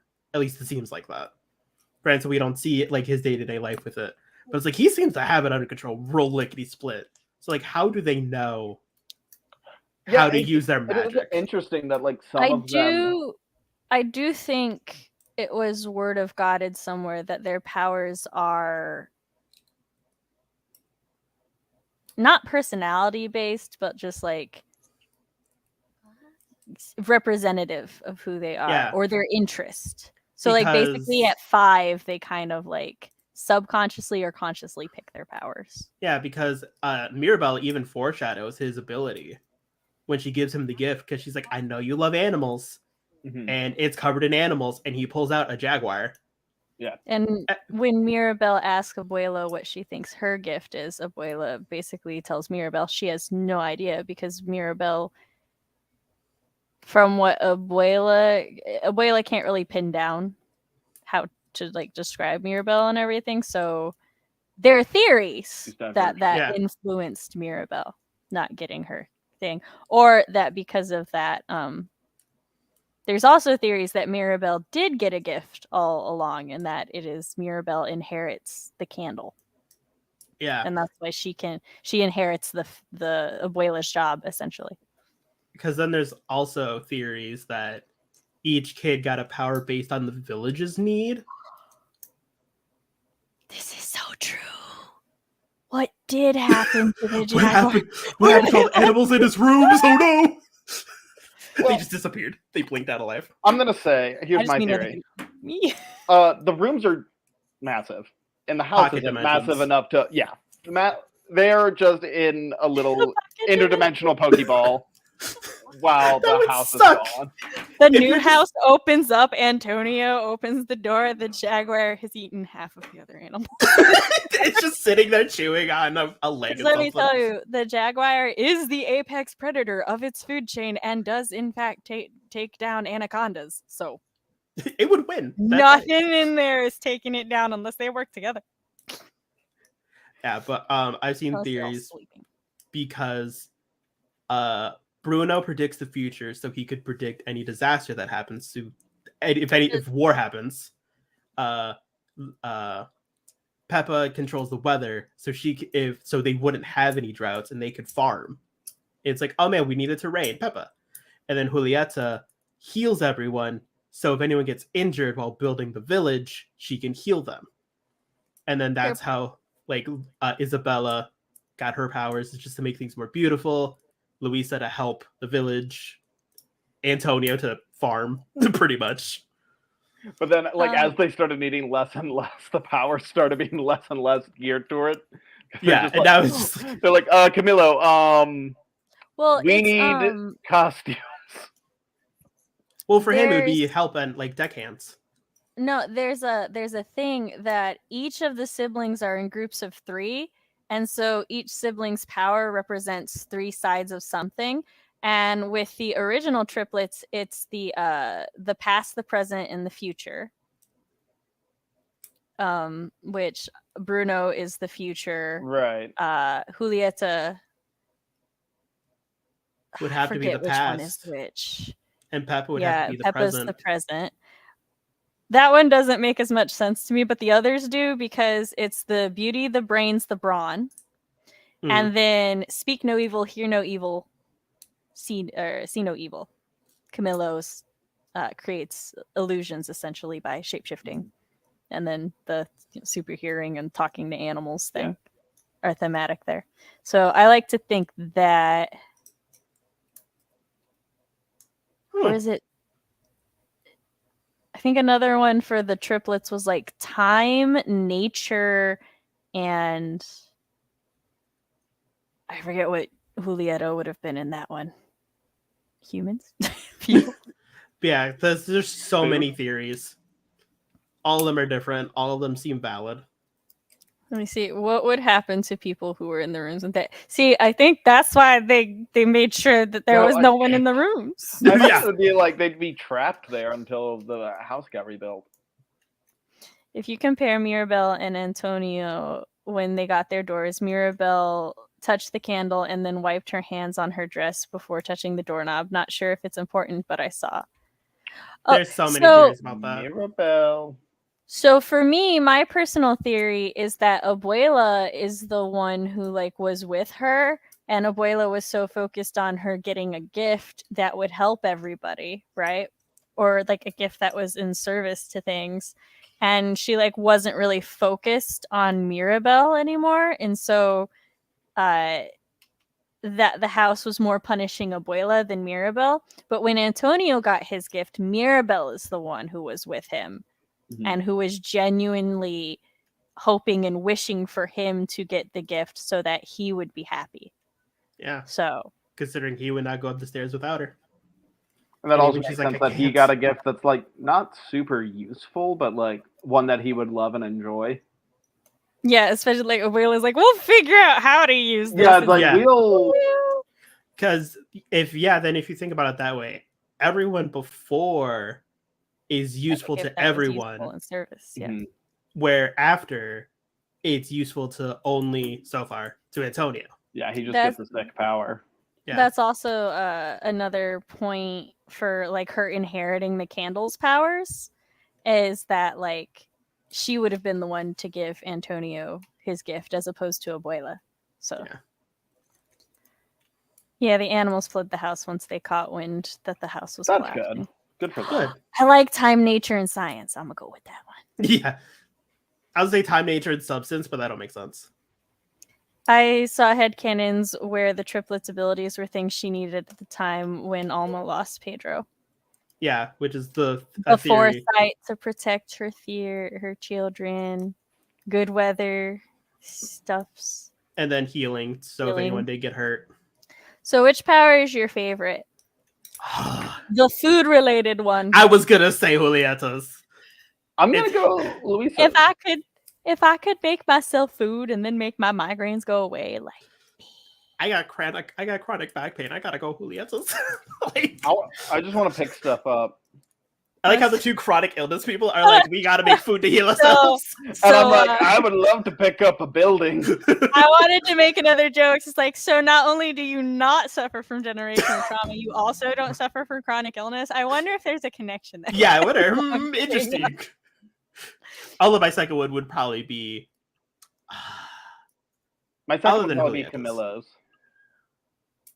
Oh yeah, I would like to shapeshift. That would be cool. My favorite thing with that boy is like at the very beginning when it shows him shapeshifting into a woman so that he could take the baby, so she can nap. Sleep. I was like, I need a Camillo in my life. I also love that his dad knew exactly what was happening when he was trying to get extra food. Yeah, he always knows. Yeah. Like, and he's like, Camilo, stop acting like Dolores to get extra food. He just knows his son. And he's just like, worth a shot. Because he just smacks him. Yeah, it's an important distinction for Pepe's character that they say her mood affects the weather rather than her consciously controlling it. Which kind of sucks for her. Because like, that's what I was saying. Because when Antonio's bummed, he can still talk to the animals, presumably. He's just gonna be sad and trauma dumping on the Jaguar. And it's like, she's like the only one that got one that is just like, oh, control your emotions. Like, everyone else gets to just use their power. I would probably go first one, Julieta. Second one, honestly, probably Luisa, too. Just the strength to pick crap up sounds that's wonderful. Just handy. After the healing, I want to just control all the plants. I can make some carnivorous plants. That one was cool. Yeah. Mother Nature. Or animal. It's a tie between Luisa and Antonio. Oh, I don't want to talk to animals. But of course, love animals. I love animals, but we shouldn't chat. I already talked to my animals. I don't need to know what they say. I serenade mine too many. You know what? You're right. I serenade mine too many times. I don't need them talking back. That's true. Never mind. That sounds like a curse, actually. Yeah, they might. Yeah, which one do you want? Sorry, go on. Just animals. Most of them aren't very smart. Let me get rid of that. They probably some of them are real smart. A lot of them probably don't have a lot to say. Or too much. Yeah, like, no thanks. Yeah, I serenaded my cat the other day while he was sleeping, and then he immediately got up and turned around so he was facing away from me. I don't think I'm going to get good reviews on that solo show, guys. Yeah. Like, I don't think it's going to happen. So Julieta's food. I love food in general, and to be able to heal others with my cooking would be amazing. Right? Oh, yeah, healing others. Mm-hmm. I forgot about others. I assume it works on both. Well, yeah. Because you're just making the food and the food heals. And all the time she just heals people. So which power would you least want? The hearing. Ooh. Dolores. Yeah, no, Dolores, I forgot. I don't want the hearing. No. I don't want the hearing either. I deal with 3 screaming children. I don't want that. I'd argue. I hear too many people talking as is. Right? Like, I don't need to know. Y'all keep your business. Yeah. There's also, like, because I've been trying to keep this not normally where we go with R-rated commentary, there are things that I'm sure Dolores hears that I don't want to hear. Yeah. That is the most detail I will go into. Yeah. I said it earlier in stream twice, but yeah, no. Like she said, she listens in on Mariano taking care or reading stories to his mom at night. Like, what else is she hearing in town? Yeah, I don't. No, thank you. Yeah, Dolores's power also has the downside of sensory overload. Yep. She has to cover her ears when she's in. Yeah, I love that little detail that they add. Also, when they're clapping, she does this. Yeah. She does the latest claps. Although I will say when she loses her power, she seems extremely distraught. Like when they're trying to find Mirabelle, she keeps doing this and then remembering that she can't hear. Yeah. I was like, oh, poor girl. Well, yeah, Dolores, I already have sensitive hearing. I don't need more. I already have sensory overload issues. I don't need to add hearing to that. I'm good. Yeah, Cody brought up conception. Yep. Just a bummer all the way around. That's a sucky power. Does Camillo's power have a downside? Thinking of his mother and sister, it looks like he really looked out. I mean, I don't think so. I mean, that's really it. He can shapeshift, but that's it. I mean, can he shapeshift into like a Godzilla? No, I don't think so. He's never been shown shapeshifting into another creature. To be fair, mainly people. We don't know. We don't know. We don't know for shapeshift into a Godzilla. So I suppose, but I meant limiting in that there's not much else you can do. But like the truth can be said of most of the other powers, but it just seems like some of them are a little bit more flexible in application. I think the main downside would be it, like in the scene where they're setting up Antonio's power. Abuela came by and she's like, Camila, we need another one of him. And he's like, okay, cool. And he just shapeshifts into him. So he's not an individual as in himself. Yeah. He's treated as, oh, we need another one of this person. So be that person. By Abuela, Felix is constantly yelling at him for not being himself. Yes, by Abuela. But that'd be like the only downside.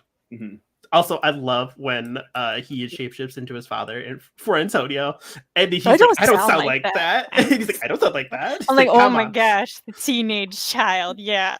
And I like that he doesn't punish him, but he just like picks him up and pulls him away. He's like, okay. So he's so done with his son shit. Yeah, but he doesn't get onto him for doing it, which I like. Yeah, it's just Felix is great. This is the Felix Stan show, guys. Welcome to our TED Talk. One of the things that I meant to bring up in family dynamics is, but I forgot to, so I'm circling back to it for just a moment, is that I feel like if you're not paying attention to the small things that the parents do or like watching them in the background, you really miss out on a lot of just how good of parents they are, because Abuela has done so much damage to the grandkids. And like, there's only so much you can do when other members of your family have hurt someone you're trying to help. You know what I mean? Yeah. So like with Mirabelle, her grandma has basically, you know, helped raise her and think that like without a gift, you're not special. Without a gift, you don't mean anything. And her mom tries to tell her so much. She's like, you are special. Like, you don't need a power. She's like, I love you regardless. Is like, you know, and even like, her dad is like, Mirabelle just won't believe it because of Abuela. And that's another reason, like, we can kind of tell that Julieta really misses and regrets what happened with Bruno is because she's like, I already lost my brother, or my brother already lost himself in this family. I don't want to lose you too. So yeah, because also even her dad in the beginning is like, it's fine, you don't have powers. Look at me, I don't have powers. I'm doing great. He's like, I understand. I married it. Like when you marry into a family with magic, you don't get magic. You know, you're not special by magic powers. I mean, but you're still a cool kid. And he's like trying to relate so hard, but of course she's like, Dad, you don't understand. Yeah, she's basically just like, of course, you're my parents. You'll love me no matter what, right? Right. And I just like that, like, at one point, it's her mom, in that same scene, her mom's like, you're special. And he's like, yeah, what she said. You're special, honey. Did I do great? Did I do it? Did I get it? Did I do that? Did I do good? Dolores suddenly having normal hearing must have felt to her like going suddenly deaf. I agree. I also agree. Always being the jokester? And that's not inherent to the power. That's a personality. Yeah. Oh, imagine being lame and having that power. You mean like being a boring person and having that? You could just turn yourself into someone more interesting. But like, if you don't have any creativity and you're just like, oh, I don't know, I'll turn into this person, it's like wasted on you. Yeah, but he has so much fun with it. Did you realize that when he turns into his dad, he turns into a shorter version of his dad, even though he himself is taller than his dad? Yep. And everyone else, he's the exact same height as them, but his dad. Like he I think he becomes Antonio height. Like he shrinks down to match his brother. Yeah. Thinking of all Camillo could do with his powers, it's a really good thing. He's such a good boy. That we know on screen. He's a prankster. He's not evil. He's not evil. Yeah. Plus supportive parenting for Juliet and Augustine. Yes. None of you value the fundamental knowledge as power. What you mean, Fox? What? We believe that knowledge is power. I think he's talking about us not respecting the hearing power enough. Because she's gonna know everything going on. Fox, if you had super hearing, you would hate it so much. Imagine hearing everyone in your office complain about their jobs while you're trying to do your job. Just think about it. But what if you already lived that life, Cody? But imagine it all the time, just in your ear. You can't hide away from it at all. Even when you go home, guess what? You're still hearing it. Try to block it out. Good luck. He shifts to Tonito's height. It's funny. Thank you for confirming. And his voice also gets higher pitched too. Yes. I was sitting here going, I'm like, there was something else, something big that I wanted to talk about. But what was it? I was saving it for last and I couldn't remember. And I feel so silly that I couldn't remember because... We talked about this earlier too. You showed me the banner and I also forgot. So the condensed version is that Cody has a new job, presumably being plainclothes and transporting money. Yes. Crime. I am hired to be a thief. I steal money away from people. So we were. I give it back at some point, but we're not. That's the boring part of the job. Just go with the first half. I confess that I don't remember any other details. But that's the basic gist of my job. Anywho, music. So, yes, the music. So everybody absolutely hates the soundtrack, right? Not a single song that we like to listen to. I don't get why these songs are so fucking popular. I don't understand. So if somebody took this out of context. The single thing. This is the only thing Fox clips of this entire stream. No, I mean, the one song I knew because I saw it for the first time this morning. But I knew about We Don't Talk About Bruno conceptually. I knew that song existed and I knew it was the song for this movie and all this stuff. And yeah, no, it is the song for this movie and is going to be in my head for roughly the next 36 years. And it's gonna be the end of me. That's fair. Yeah. So the music is great. It's lovely. Favorite song is so hard to pick. I love that each character's song is in their own style, and We Don't Talk About Bruno definitely showcases that each character has their own musical style, and the way that they managed to weave all of that together was so apparently that style where they're all singing together like that is called a madrigal. I love that. So yeah, I like some backside story. They're like, yeah, that is considered a madrigal. I'm like, oh, and there's a family madrigal. Oh, that's so cute. Also, I don't know because it's all mashing together at the end. But if you listen to Isabella's part toward the beginning when she says, I'm fine, at the end, she sings, I'm not fine. I'm not fine. Also, in that entire sequence, the dead fish lady becomes Dolores. Fun fact. Because the dead fish lady goes off screen because they're going in a circle, and then when it comes back, it's Dolores. Just a little fun side story. I love the go ahead. My favorite, I have two favorite songs. It's Surface Pressure, and then I cannot remember the second word because my dyslexia wants to call it Dos Oranges, but I call it the Mariposa song. It's the song at the end. And that song's very good. Yeah, if you read the translation or if you know Spanish, then it's such a cute but sad song about two caterpillars. Yes. Growing up together and holding each other and just wanting to be safe and secure with each other, but then they eventually have to separate. And then I forgot what happens after that, and they become butterflies, because at that part I'm always like, I can't read anymore. I can't read my closed captions anymore. But Surface Pressure also speaks far too deeply to me and has my favorite lyric in the entire movie, and that is, "Hey, do you think Hercules ever said, yo, I don't want to fight Cerberus?" Yeah. It's just my favorite thing, because I'm like, what? Yeah. That line in the movie speaks to me deeper than any other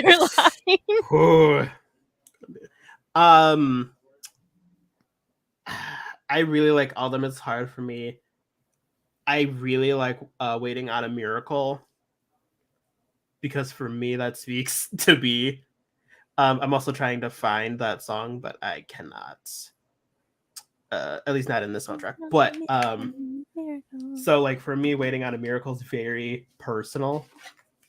But I also really like the Caterpillar song. It's so beautiful. I also like the reprised Family Madrigal song that they sing at the end when they're putting the house back together. That's a good one too. I also like the Mi Colombia Encanto, because it's the song that propelled me to like playlists and create playlists, because I was really sad and depressed after listening to a very depressing audiobook. I'm like, this song. The majority of the lyrics of that song, at least from what I saw in the closed captions while I was taking my notes and stuff, is "My Colombia. I love my Colombia. It is so enchanting." And I want to preface this with this is a joke. But when I first heard that, Sam, I was like, propaganda. It's propaganda. What's that? Surface Pressure is so good. Yeah. And I was like, oh man, this song just makes me want to get up and dance, and Jiggy makes me feel so happy. I should make a playlist of happy songs. And now I have like 11 playlists. So what's your favorite character verse? And we don't talk about Bruno. For me, thematically, it's Camillo's. I was gonna say, I really like Camillo's. I just love the idea of the fact he doesn't actually remember his Tio, and he's just trying to freak out his cousin.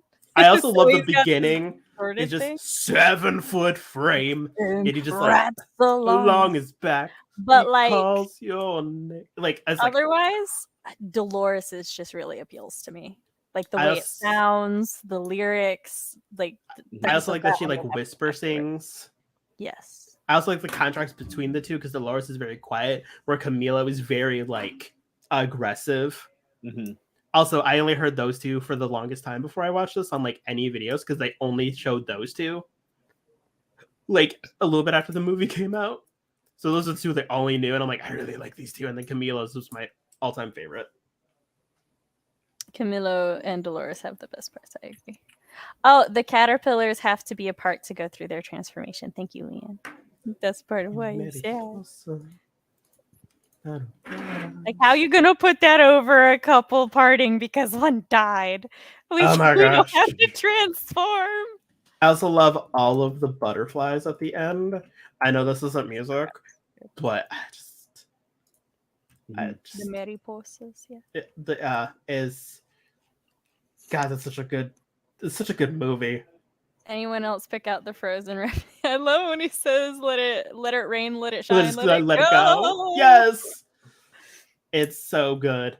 I like the part where he's like, that's what I'm trying to remember the exact lyrics. Bruno song, because like he only gets that one little part, but I really liked how it sounded, and I'm like, I need him to sing me a song now. It is that song that you're thinking of, the Mi Mariposa, I think is Dos Oruguitas. Yes. Dos Oruguitas, yes. One day my brain will translate it as something other than, because I think it's two caterpillars is what it's called. Oh no, it's two oruguitas, because there's dos and there's two. Well, I guess it's English and Spanish version. Two oruguitas.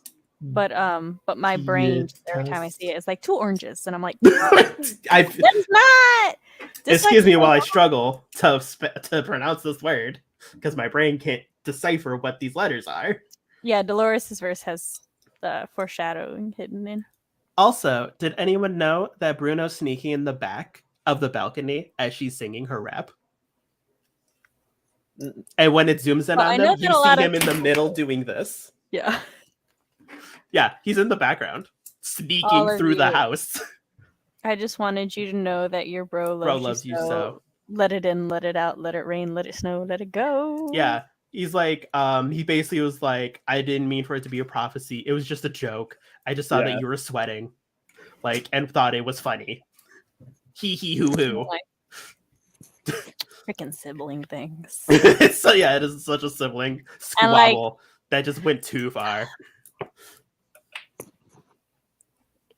Estimating if they had Dolores early on in their marriage, he easily would have been past his 20s when she got married. So, because Dolores is only 21, so they had her at like, that's 50 minus 21, 29. Yeah. My time perception is off, guys. It's fine. It's fine. I was also thinking because I did have an older brother that went away when I was very young. So that's where I related to that. So that's why I was like, oh yeah, they were young, completely forgetting that they were full-ass adults. Dos origato. I almost said arigato. I know, it's so hard. Different word. Dos oruguitas. My husband's going to be like, you said that terribly. I'm like, give up. It's too I only know the song if I can sing it. Dos oruguitas. Dos oruguitas. Dos arrobas. One thing I love about the music, and this is just musicals in general, and like, this isn't a critique at all. I just think it's funny. When the songs are used as a transition, and like they start the song somewhere, and when the song ends, they're somewhere else entirely, and it's a new scene. I love that cracks me up every time. I'm just like, oh, you went over there now. I love how when there's a mix of like some songs stay really grounded and then the same setting the entire time, and then like Surface Pressure song, she's like fucking flying through the sky on unicorn donkeys, and I'm like, oh my god, the donkeys are my favorite. The song started and I was like, oh, they're dancing donkeys in the song. I love this one. I got so happy. Also, Isabella's song, I think, is so revealing. I think it's a very good song. Because, like, at part of it, she's like, I make perfect practice poses. And then, because, like, when, you know, you're first shown her room and you see all of the, like, grass statuary of her, right? Mm-hmm. And it's like, okay, so I think it's, like, trying to tell you that, like, she's vain and stuff, right? But then she says practice poses and she's imitating the statues. And I'm like, does this girl stay in her room alone and practice posing using the statues for reference? Yep. And then also, I think she breaks one of them too. She does. Like so she breaks it triumphantly, and I'm like, because when she makes I love when she makes the cactus, and like they look at it and then at each other, then at it, like, what is that? And then she's like, I can make more than just pretty things. Well, no, it's even funnier than that, Cody, because like she makes the cactus and then they look down at the cactus and then Mirabelle tries to brush past it, like, okay, whatever, you made a cactus. Just because for Mirabelle, she's like, okay, so you made a plant, right? You always make plants. That's nothing new. And so she's all like, oh, so we need to hug. But Isabella is like, this is new. This isn't pretty. It's not perfect. It's like, and then like she goes through her whole thing.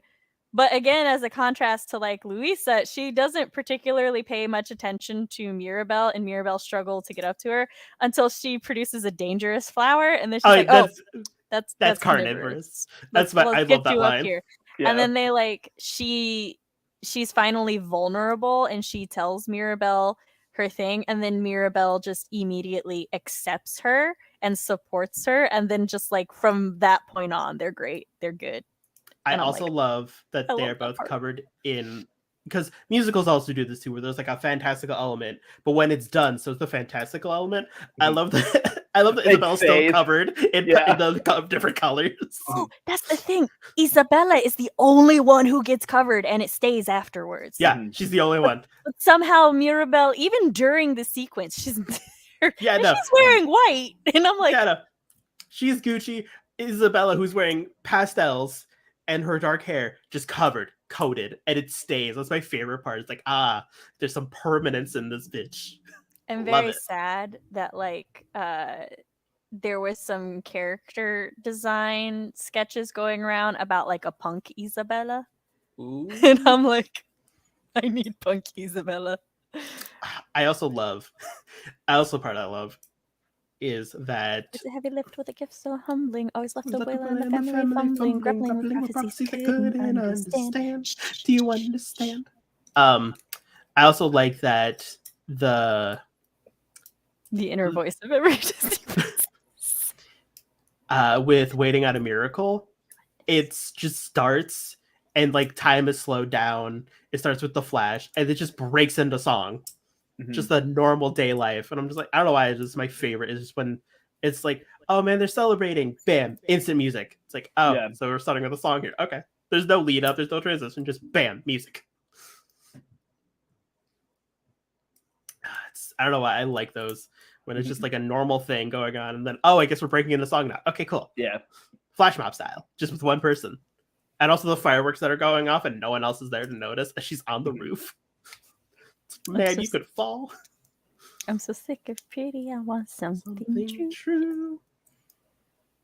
As you guys I will can tell, also we hate this. one day be able to say a hurricane of I will learn to say that word. Oh, of Hangarandas. Is that what it is? Oh, goodness. No. Hold on. I'm going to look up the music now. It's a word that's very similar to hurricane, but it's different enough that because it's similar to hurricane, my tongue just doesn't like it. Isabella has never been encouraged to do anything but be that perfect, pretty picture that exactly. She like had an image for Isabella, and that is what she had to be. Also, when she's like, "Well, I'm so sorry, I ruined your proposal. You selfish. Yeah. I didn't even want to marry him." Yeah. Yeah. It's like I like that. She's like, "Sorry, I ruined your perfect night." Perfect. I'm like pretty sure that is how you spell it. Jacarandas. So I was okay. Cool. I was close. I feel proud of myself. And I like with a character like Isabella that is just like, oh shit, I don't want it to be perfect. The thing I'm forced to be. Who wants to be perfect?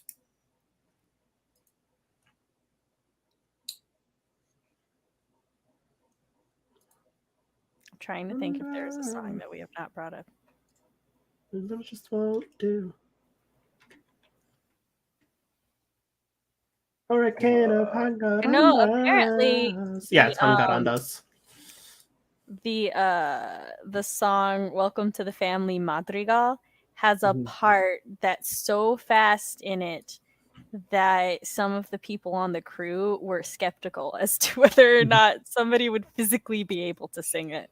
Yeah. But Lin-Manuel Miranda had faith in the actress who plays Mirabelle, who is also Rosa from Brooklyn Nine-Nine. Yes. Yeah, her voice sounded so familiar. I'm like listening to the movie. I'm like, I know you. Who is also in season 2 of Vox Machina as Kima. And I was like, because I was watching it with Chris and Kima said something, and I'm like, that sounds like Rosa. It was Rosa. Welcome to the family, Madrigal. I felt like this was a perfect way to introduce the massive cast of characters to the audience. Oh, All of You is the ending song where everyone helps build the casita. Yeah. Isabella looks just like young Alma, and Mariano looks like Pedro. Abuelo was just trying to relive the life she lost through Isabella. Oh. You have a point. I had one more thing to say, and I'm trying to remember what it was. So I'm going to go. I also like during the what is the song? It's the song where I think it's during We Don't Talk About Bruno, where Abuelo's walking up with Mariano, And Camilo just like, Isabella, your boyfriend's here. And like he kind of like, and then he turns into him and just like is like has like a little bit of disgust in his voice, but like not a lot. Yeah. And then poor Dolores. And when they're talking about the Bruno's predictions, and it's just like, I was always confused by how Isabella's prediction is negative, and if anybody has any thoughts or theories on that, I would be open to hearing them. I forgot what her prediction was. That the life of my dreams would someday be mine, and my powers would grow like the and my powers would thrive like the grapes that grow on the vine. I don't think she was saying that hers was negative. But it's in the We Don't Talk About Bruno song. But I don't think... To be fair, I don't think she was saying they were negative either. And like she would have been old enough to remember her Uncle Bruno, so she might have been trying to say something positive about him. But I'm just curious if anybody has any theories on. Oh, yeah. Because if you really think about it, Dolores, who's the same age, also does not talk smack about him. She just also is like, I remember him sounding like this. The only ones who really talk the most smack is Peppa and Camilo, and the city, but theirs were just like general bullcrap. Mirabel's description of how Felix married Peppa and Augustine married Julieta sounded better in trumpet, according to I love that. Yeah, she got the only good prophecy. Yeah, so because I don't think his was I don't think they were inherently negative. They just happened to be the bad things. More like, haha, I have a good fortune. Yeah. Because she's like, oh, hey, I don't remember my uncle being terrible. The only one who does is Camilo, who's super close with Peppa. So Peppa probably was confided in him how, like, the terrible things that Bruno's done. And also to him, it's like 7 foot tall. I saw a headcanon that the reason that he describes him that way is that maybe, like, shortly after Bruno disappeared, he went to the kitchen for a snack and was awake in the middle of the night and he just saw the rats and freaked the fuck out. And he's burned into his mind since he was little. Yeah, because since he's so short, he also had to look up. So and it was nighttime. So that's probably also why. I also just really like the idea he was just exaggerating to fuck with his Yeah. But so the last thing that I wanted to bring up was with character designs. First of all, oh my god, they're so good. We don't have time to go into it, and I did not do enough research, and my head really hurts, so I don't remember the details. But if you go look at everybody's outfits, their like powers or little things are sewn into the embroidery. Oh my god, cool. That's so good. And Maribel has butterflies going up, and there's butterflies on the candle which is supposed to signify their connection. Luisa has weights on the bottom of her dress. I think Camila has butterflies on her thing, but don't quote me on that. She might have candles. That might be what she has on it. But also the branches of the family are color coded. All of like Julieta, her husband, their kids are all in like blues and like cool tones. The other ones are all in like yellows and reds. Yes, with each of their pinks. No, they're in like yellows and warm tones with their and the two oldest daughters are the only ones that distinctly stand out from the color palette.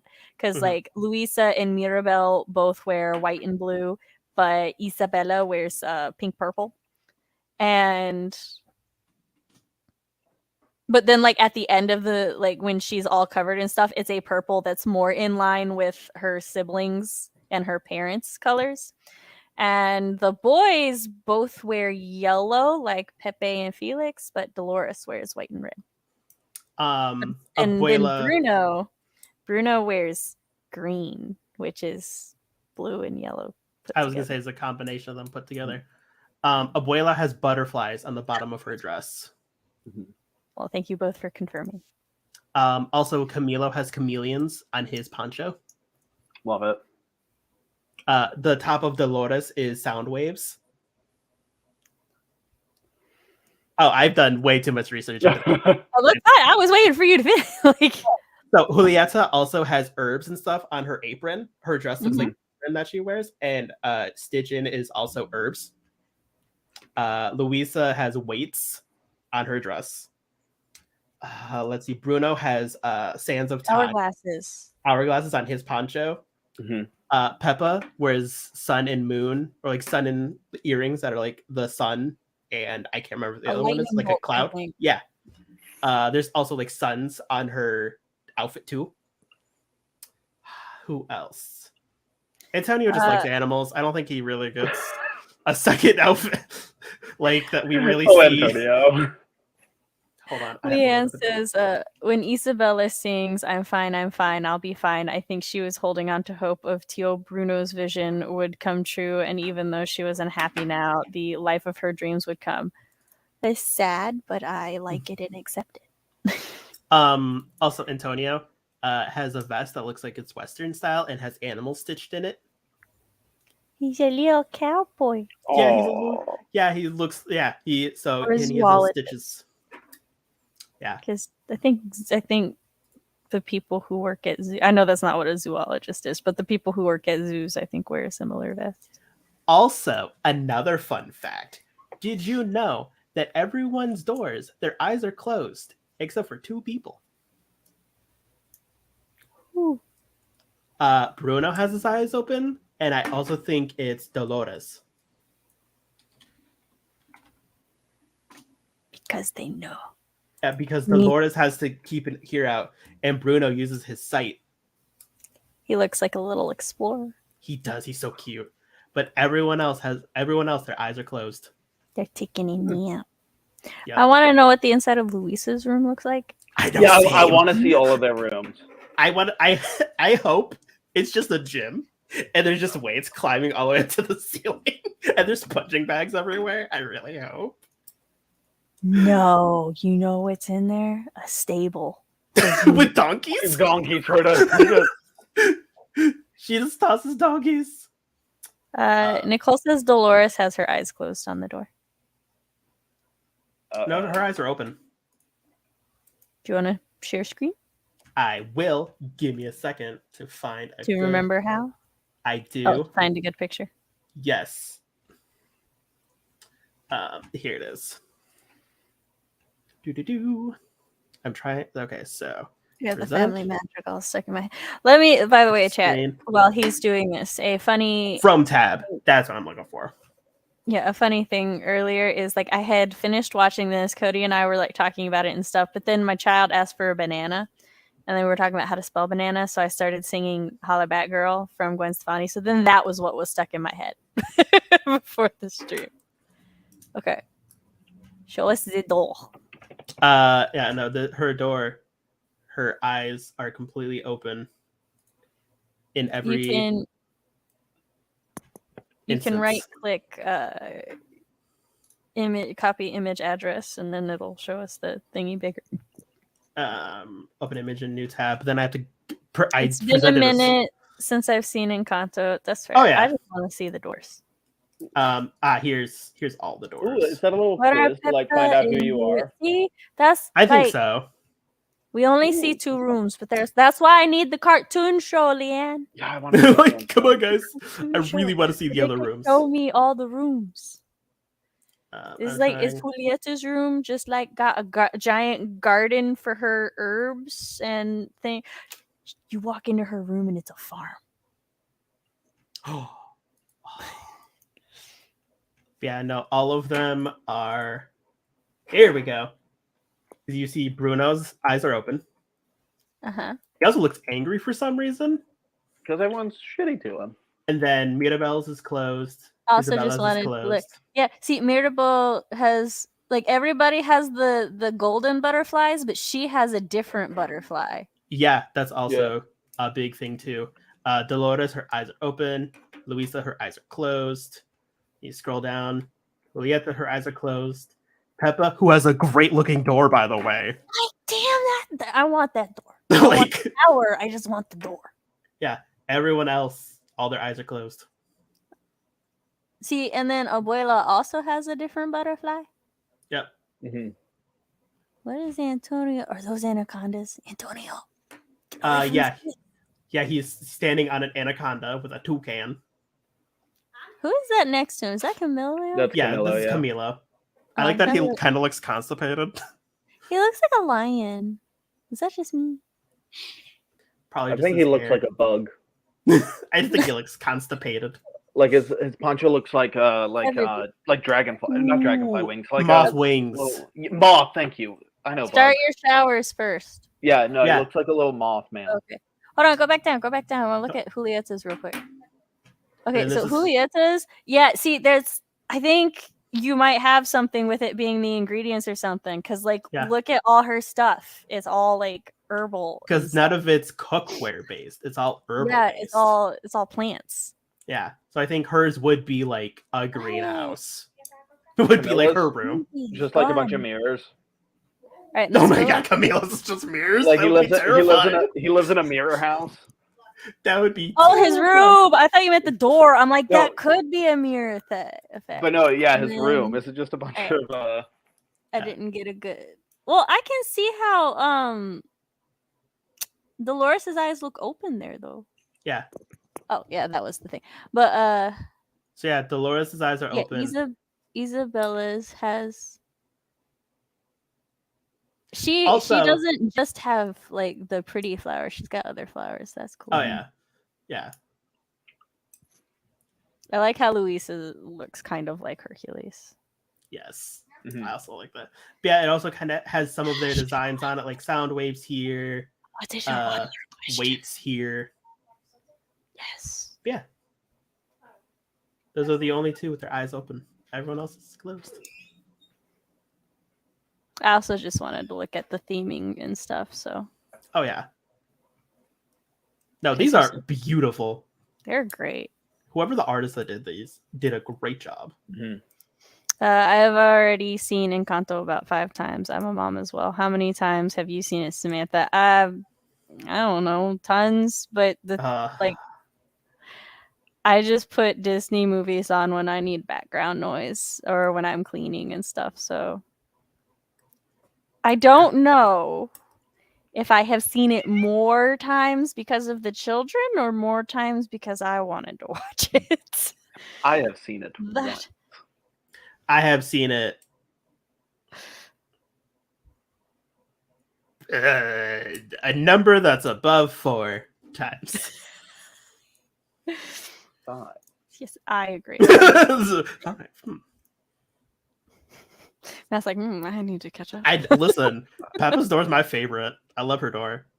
Right? Like, she says, I am a weather goddess. And then Julietta's door reminds me of some depictions of Virgo. So I'm really gelling with that for no particular bias reason. It's also interesting that some of their lips also glow too. So Mirabel's lips glow, so does Dolores. This is correct. It's too many to count. Why does Abuela have a door? She has no power.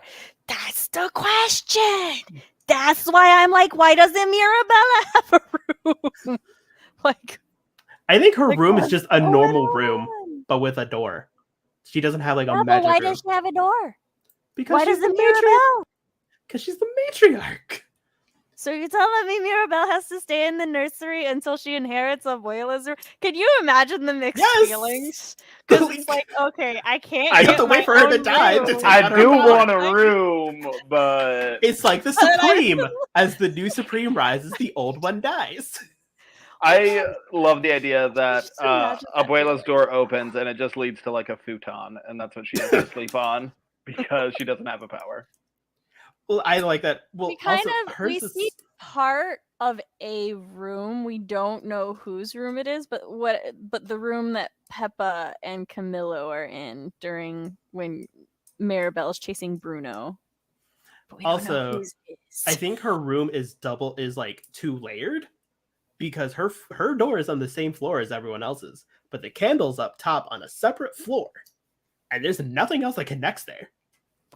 She could have one of those rooms like the one that like we stayed in last year where it's like there's she has her own kitchen area. It's like a mini apartment. Well, it's like the bed is up here, but that's like all that's up there is the bed, and then it like swirls down, and then Yeah. it's the actual room. So Also, can I say, a I would lot. love to live in a house like the casita. That looks so cool. Yes, I need it to clean itself and defend Like, me and to get me my shoes.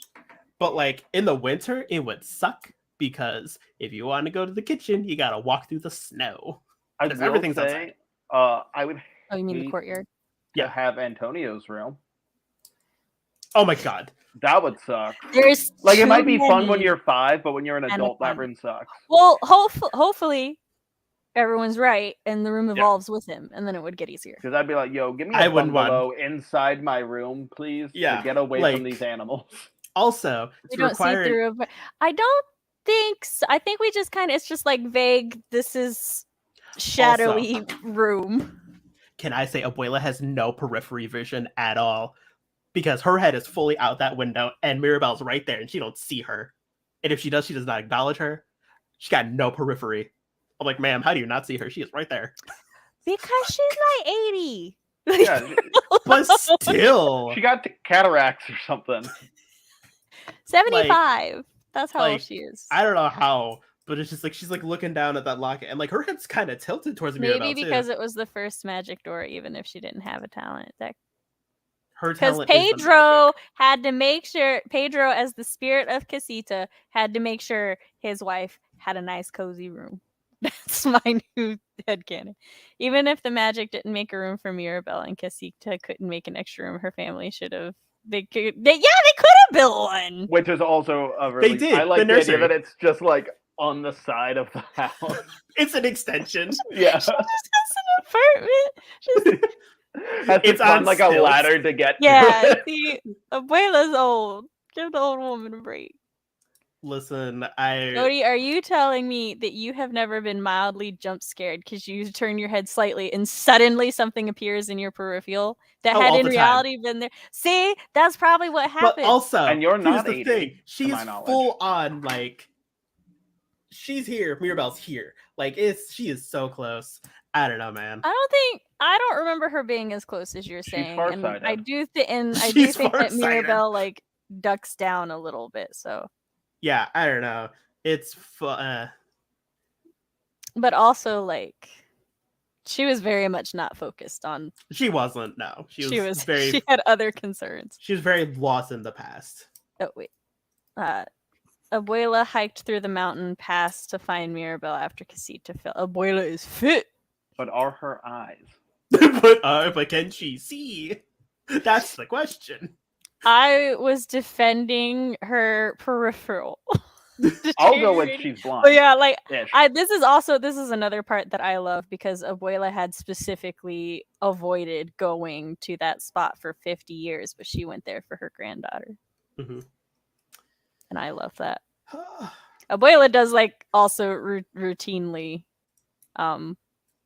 hike through the village, which as we've seen is not a tiny village. Also, they built that bitch in 50 years. It's thriving for 50 years. Like, it is a community of generations.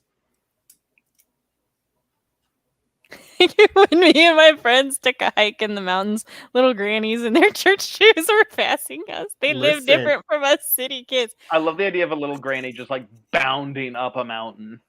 Do you not know about Dude, malt we- walkers? To be fair, I live in Tennessee. I am not a city kid. I just have chronic fatigue. I cry in my river. I live in Michigan, so like I'm also kind of asterisk not a city kid. Cody asterisk has no cities in Michigan I was to gonna say- qualify as city kid. Our biggest cities are all college towns, so Matt, though, are non-generationally traumatized. does live in the big Shit, city. what was Huge. the other thing? Oh, generationally traumatized, non-chronically ill city boy. Yes. It's right there. I grew up in a town where a lot of people pretended they were country because they lived in a house with a big yard. Yeah, no, if I literally Basically drive the two streets same that thing. way, I'm in the middle of the country. So what do you think it means for the Encanto now that see, okay, yeah. I'm glad that you brought that up because it's really easy to miss, but when the house falls, the mountain fucking splits open. Yeah, the entire city just right down the middle. And I'm like, so are they gonna connect with the outside world now? That's like probably what it's the next Madrigal is just gonna be able to move mountains and go. Yeah. Nah, man. We're just gonna close this back up. I just got the thought that going, Luisa. I was gonna say Luisa. They said Luisa. Luisa, go fix the mountain real quick. just gets some rope and she fixes the mountain. No, she just gets a really big boulder. What if she gets a boulder shape of a donkey? I was thinking just like a cartoonishly large Band-Aid, and she goes. She gets a giant like donkey statue and starts stacking them, and then when people come to investigate, like Jenga towers. What ancient civilization built this? Aliens, it must be. They must really like donkeys. On a more serious note, would be interesting for them to explore in like a sequel. Yeah. Is them opening up to the rest of the world and like trade and stuff, and how that changes things. Because thematically, it's Abuela who was closed off to the world, and now she's opening up. Here's a take: it's an X-Men prequel movie, and that's where the superpowers are coming from. No, because then the military will come in and take over. That's why it's a prequel. And Disney owns X-Men now, so. Oh God! There we go.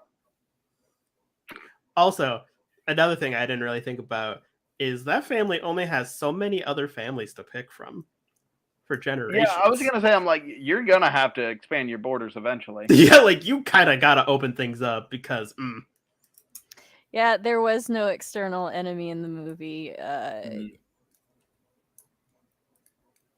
Sorry, my brain was like, except for the ones that killed Pedro, but they're not really. They're in the backstory, so they don't even have a.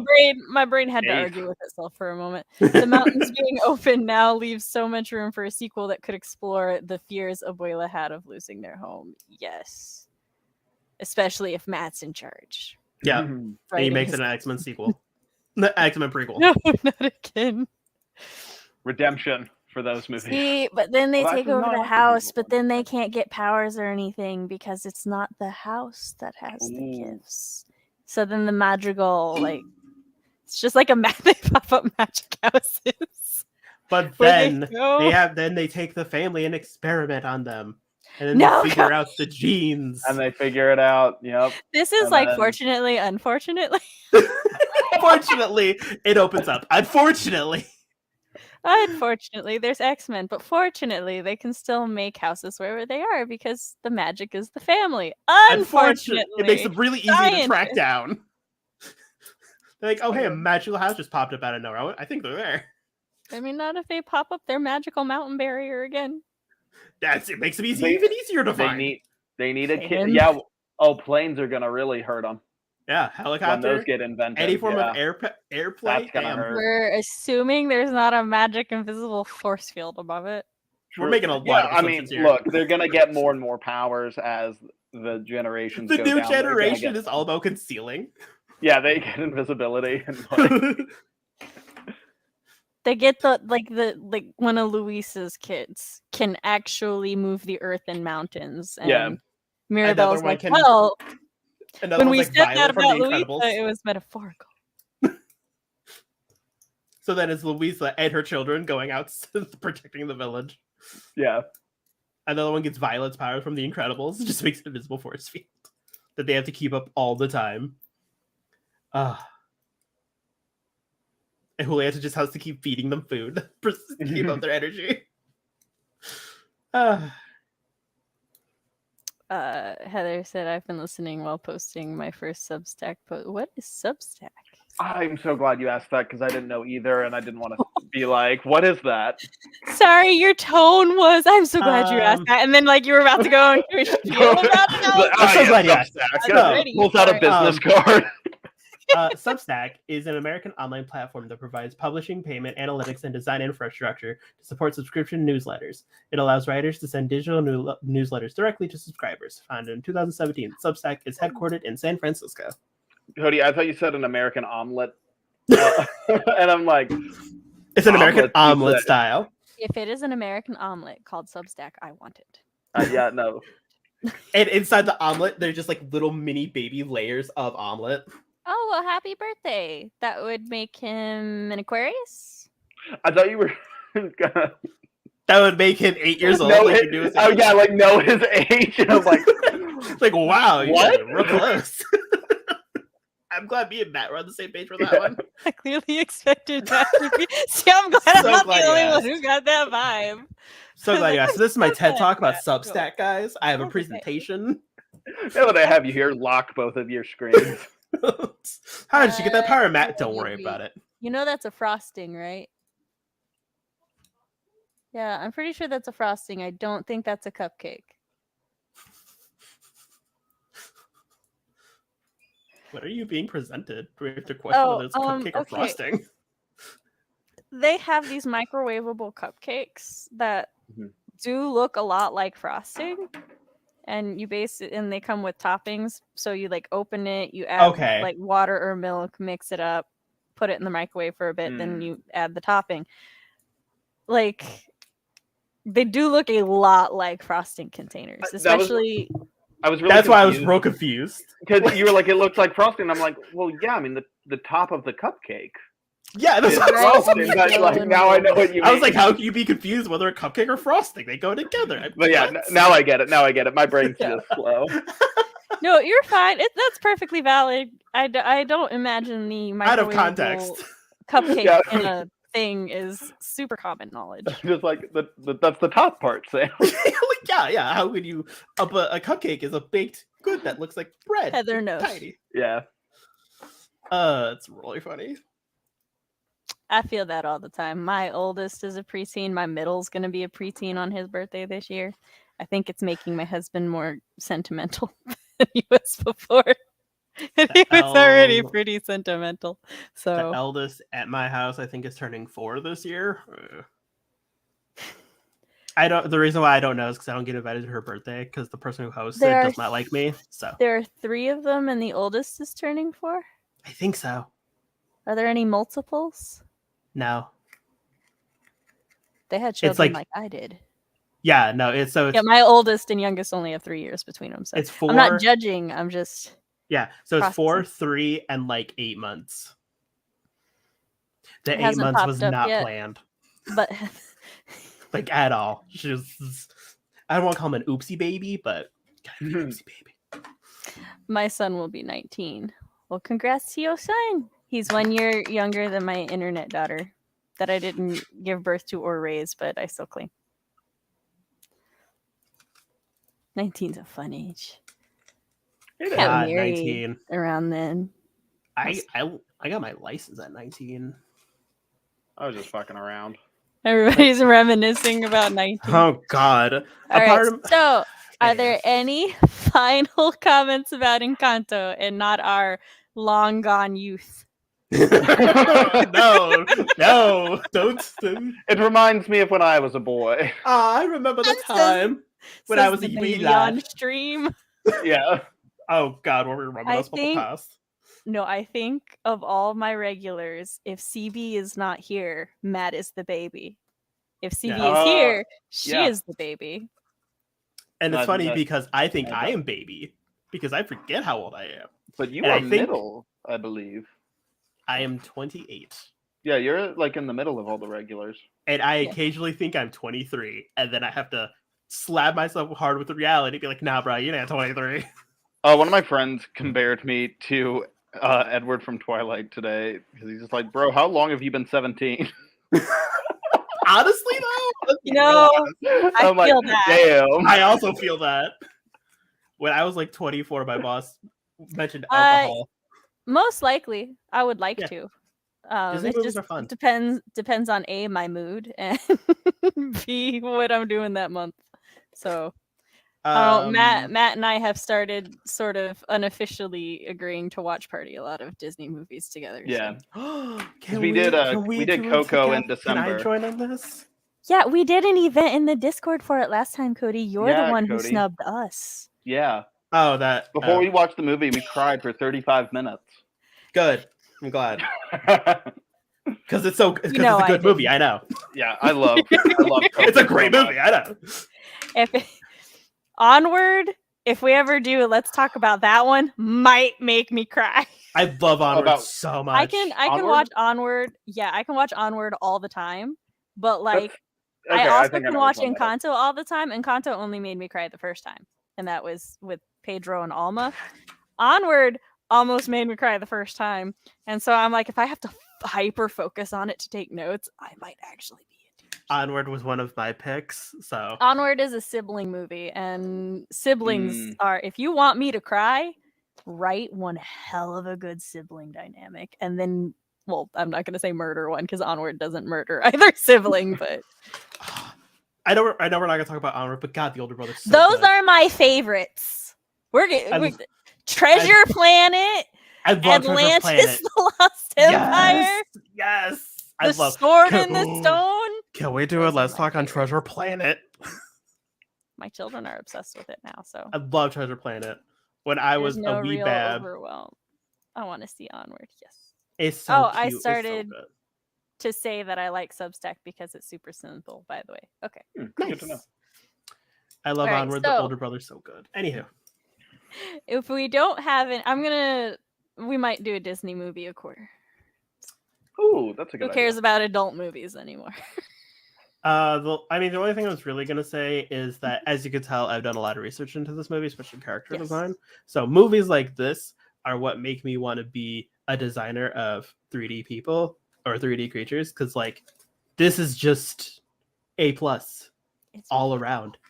It's great writing. The music is great. This movie is almost perfect. And the reason why I say almost is because nothing's perfect. And that's okay. Yes. But it's so good. Watching Encanto. This has actually just been a commercial for Encanto. Fox, am I allowed to make a second channel that's committed to talking about movies? Can I do that? I mean, you can, yes. Well, he's like, just commit to your movie's second YouTube channel. Just commit. And I'm like, the problem isn't me committing. I will gladly be a co-host. Not that I am volunteering myself. We will stream once a month if it means. Yep, done. I'm in. I'll consider it then. That means shoehorning myself into your venture. Steps in. Fine, I need co-host. Perfect. I'm in. And you know me, I'm down for anything. I might do this. Oh, this might be fun. This would be fun. Right. Chat, would you follow me to a second channel where I talk about movies? And that's all we do. And then also, we can pick movies that each other hasn't seen. Well, I mean, if it's a channel where all I'm doing is one movie's Let's Talk a month, then yes, that's perfectly fine. If I'm not doing anything else on that channel, then I can very easily handle that. I have seen all of Cinema Therapy. I love Cinema Therapy so much. It's so good. Sailor Twilight's yes. That's where, in case you're wondering, that's where I got my watching Encanto, goddammit. Because at the end of theirs, it's just like, watch movies. Yes. All right, so go ahead and do your outros. Matt? I was waiting to be switched. There it is. It's my fault. I like how we're both looking at each other. Yeah, waiting for it. We all just y'all were staring at each other, and I was staring at you. Like, why is everybody? What are they waiting on? I'm supposed to be up there. Are we gonna switch? Matt, you gonna go? Okay. I am Matt Hollon. I am a dark fantasy author. While I am working on my debut dark fantasy novel, I do have a dark fantasy short story called The White Harvester. It's available for purchase in Sasha Black's The Rebel Diaries anthology, alongside 12 other fantastic short stories. You can buy it on Amazon or any of the other book purchasing websites online. If you want to follow me, you can follow me on Twitter, you can follow me on Instagram, and you can follow me on TikTok, which is where I'm trying to be posting more often. That's all going to be in my link tree down below. And of course, as always, you can find me here at least once or twice a month. Cool. Hello, hi everybody. I'm a dirty crime boy, Cody, where I do dirty crimes all the time. I'm gay and I do crimes. Be gay, do crime, guys. I have a gay career, likes to make gay shit extreme. We've had too good for too long. Currently going through a revamp, possible co-host of Sam's new channel where we watch movies, which I'm okay with. Follow me on social media links down below where I go through my rebranding, figuring out 2D art. When I start actually drawing like people and things is when I'll start posting again. So like if you just want to follow, it's fine. We'll get to that later. It's cool. Don't worry about it. I have a TikTok, but I post like 2 things on it. Hi, I'm Writing Mom Samantha Elnasset. On this channel, I talk about writer things, parent things, and writer-parent things. Although I may be starting up a second channel soon, so just for just movie Let's Talks. Let's go. Machinates. If you'd like to see samples of my writing, go to my website at samanthaelnasset.com. And you can read my spooky flash fiction Until Pizza Do Us Part and my villainous murder story, All That Glitters. And if you'd like to keep up to date with all things Sam, sign up to my newsletter because I would definitely tell them about the second channel first. So they would be the first to know. If you want to know, you got to go there. I almost poked my own eye. And with that, thank you all for joining us. Thank you for coming here. And I'm getting rid of that.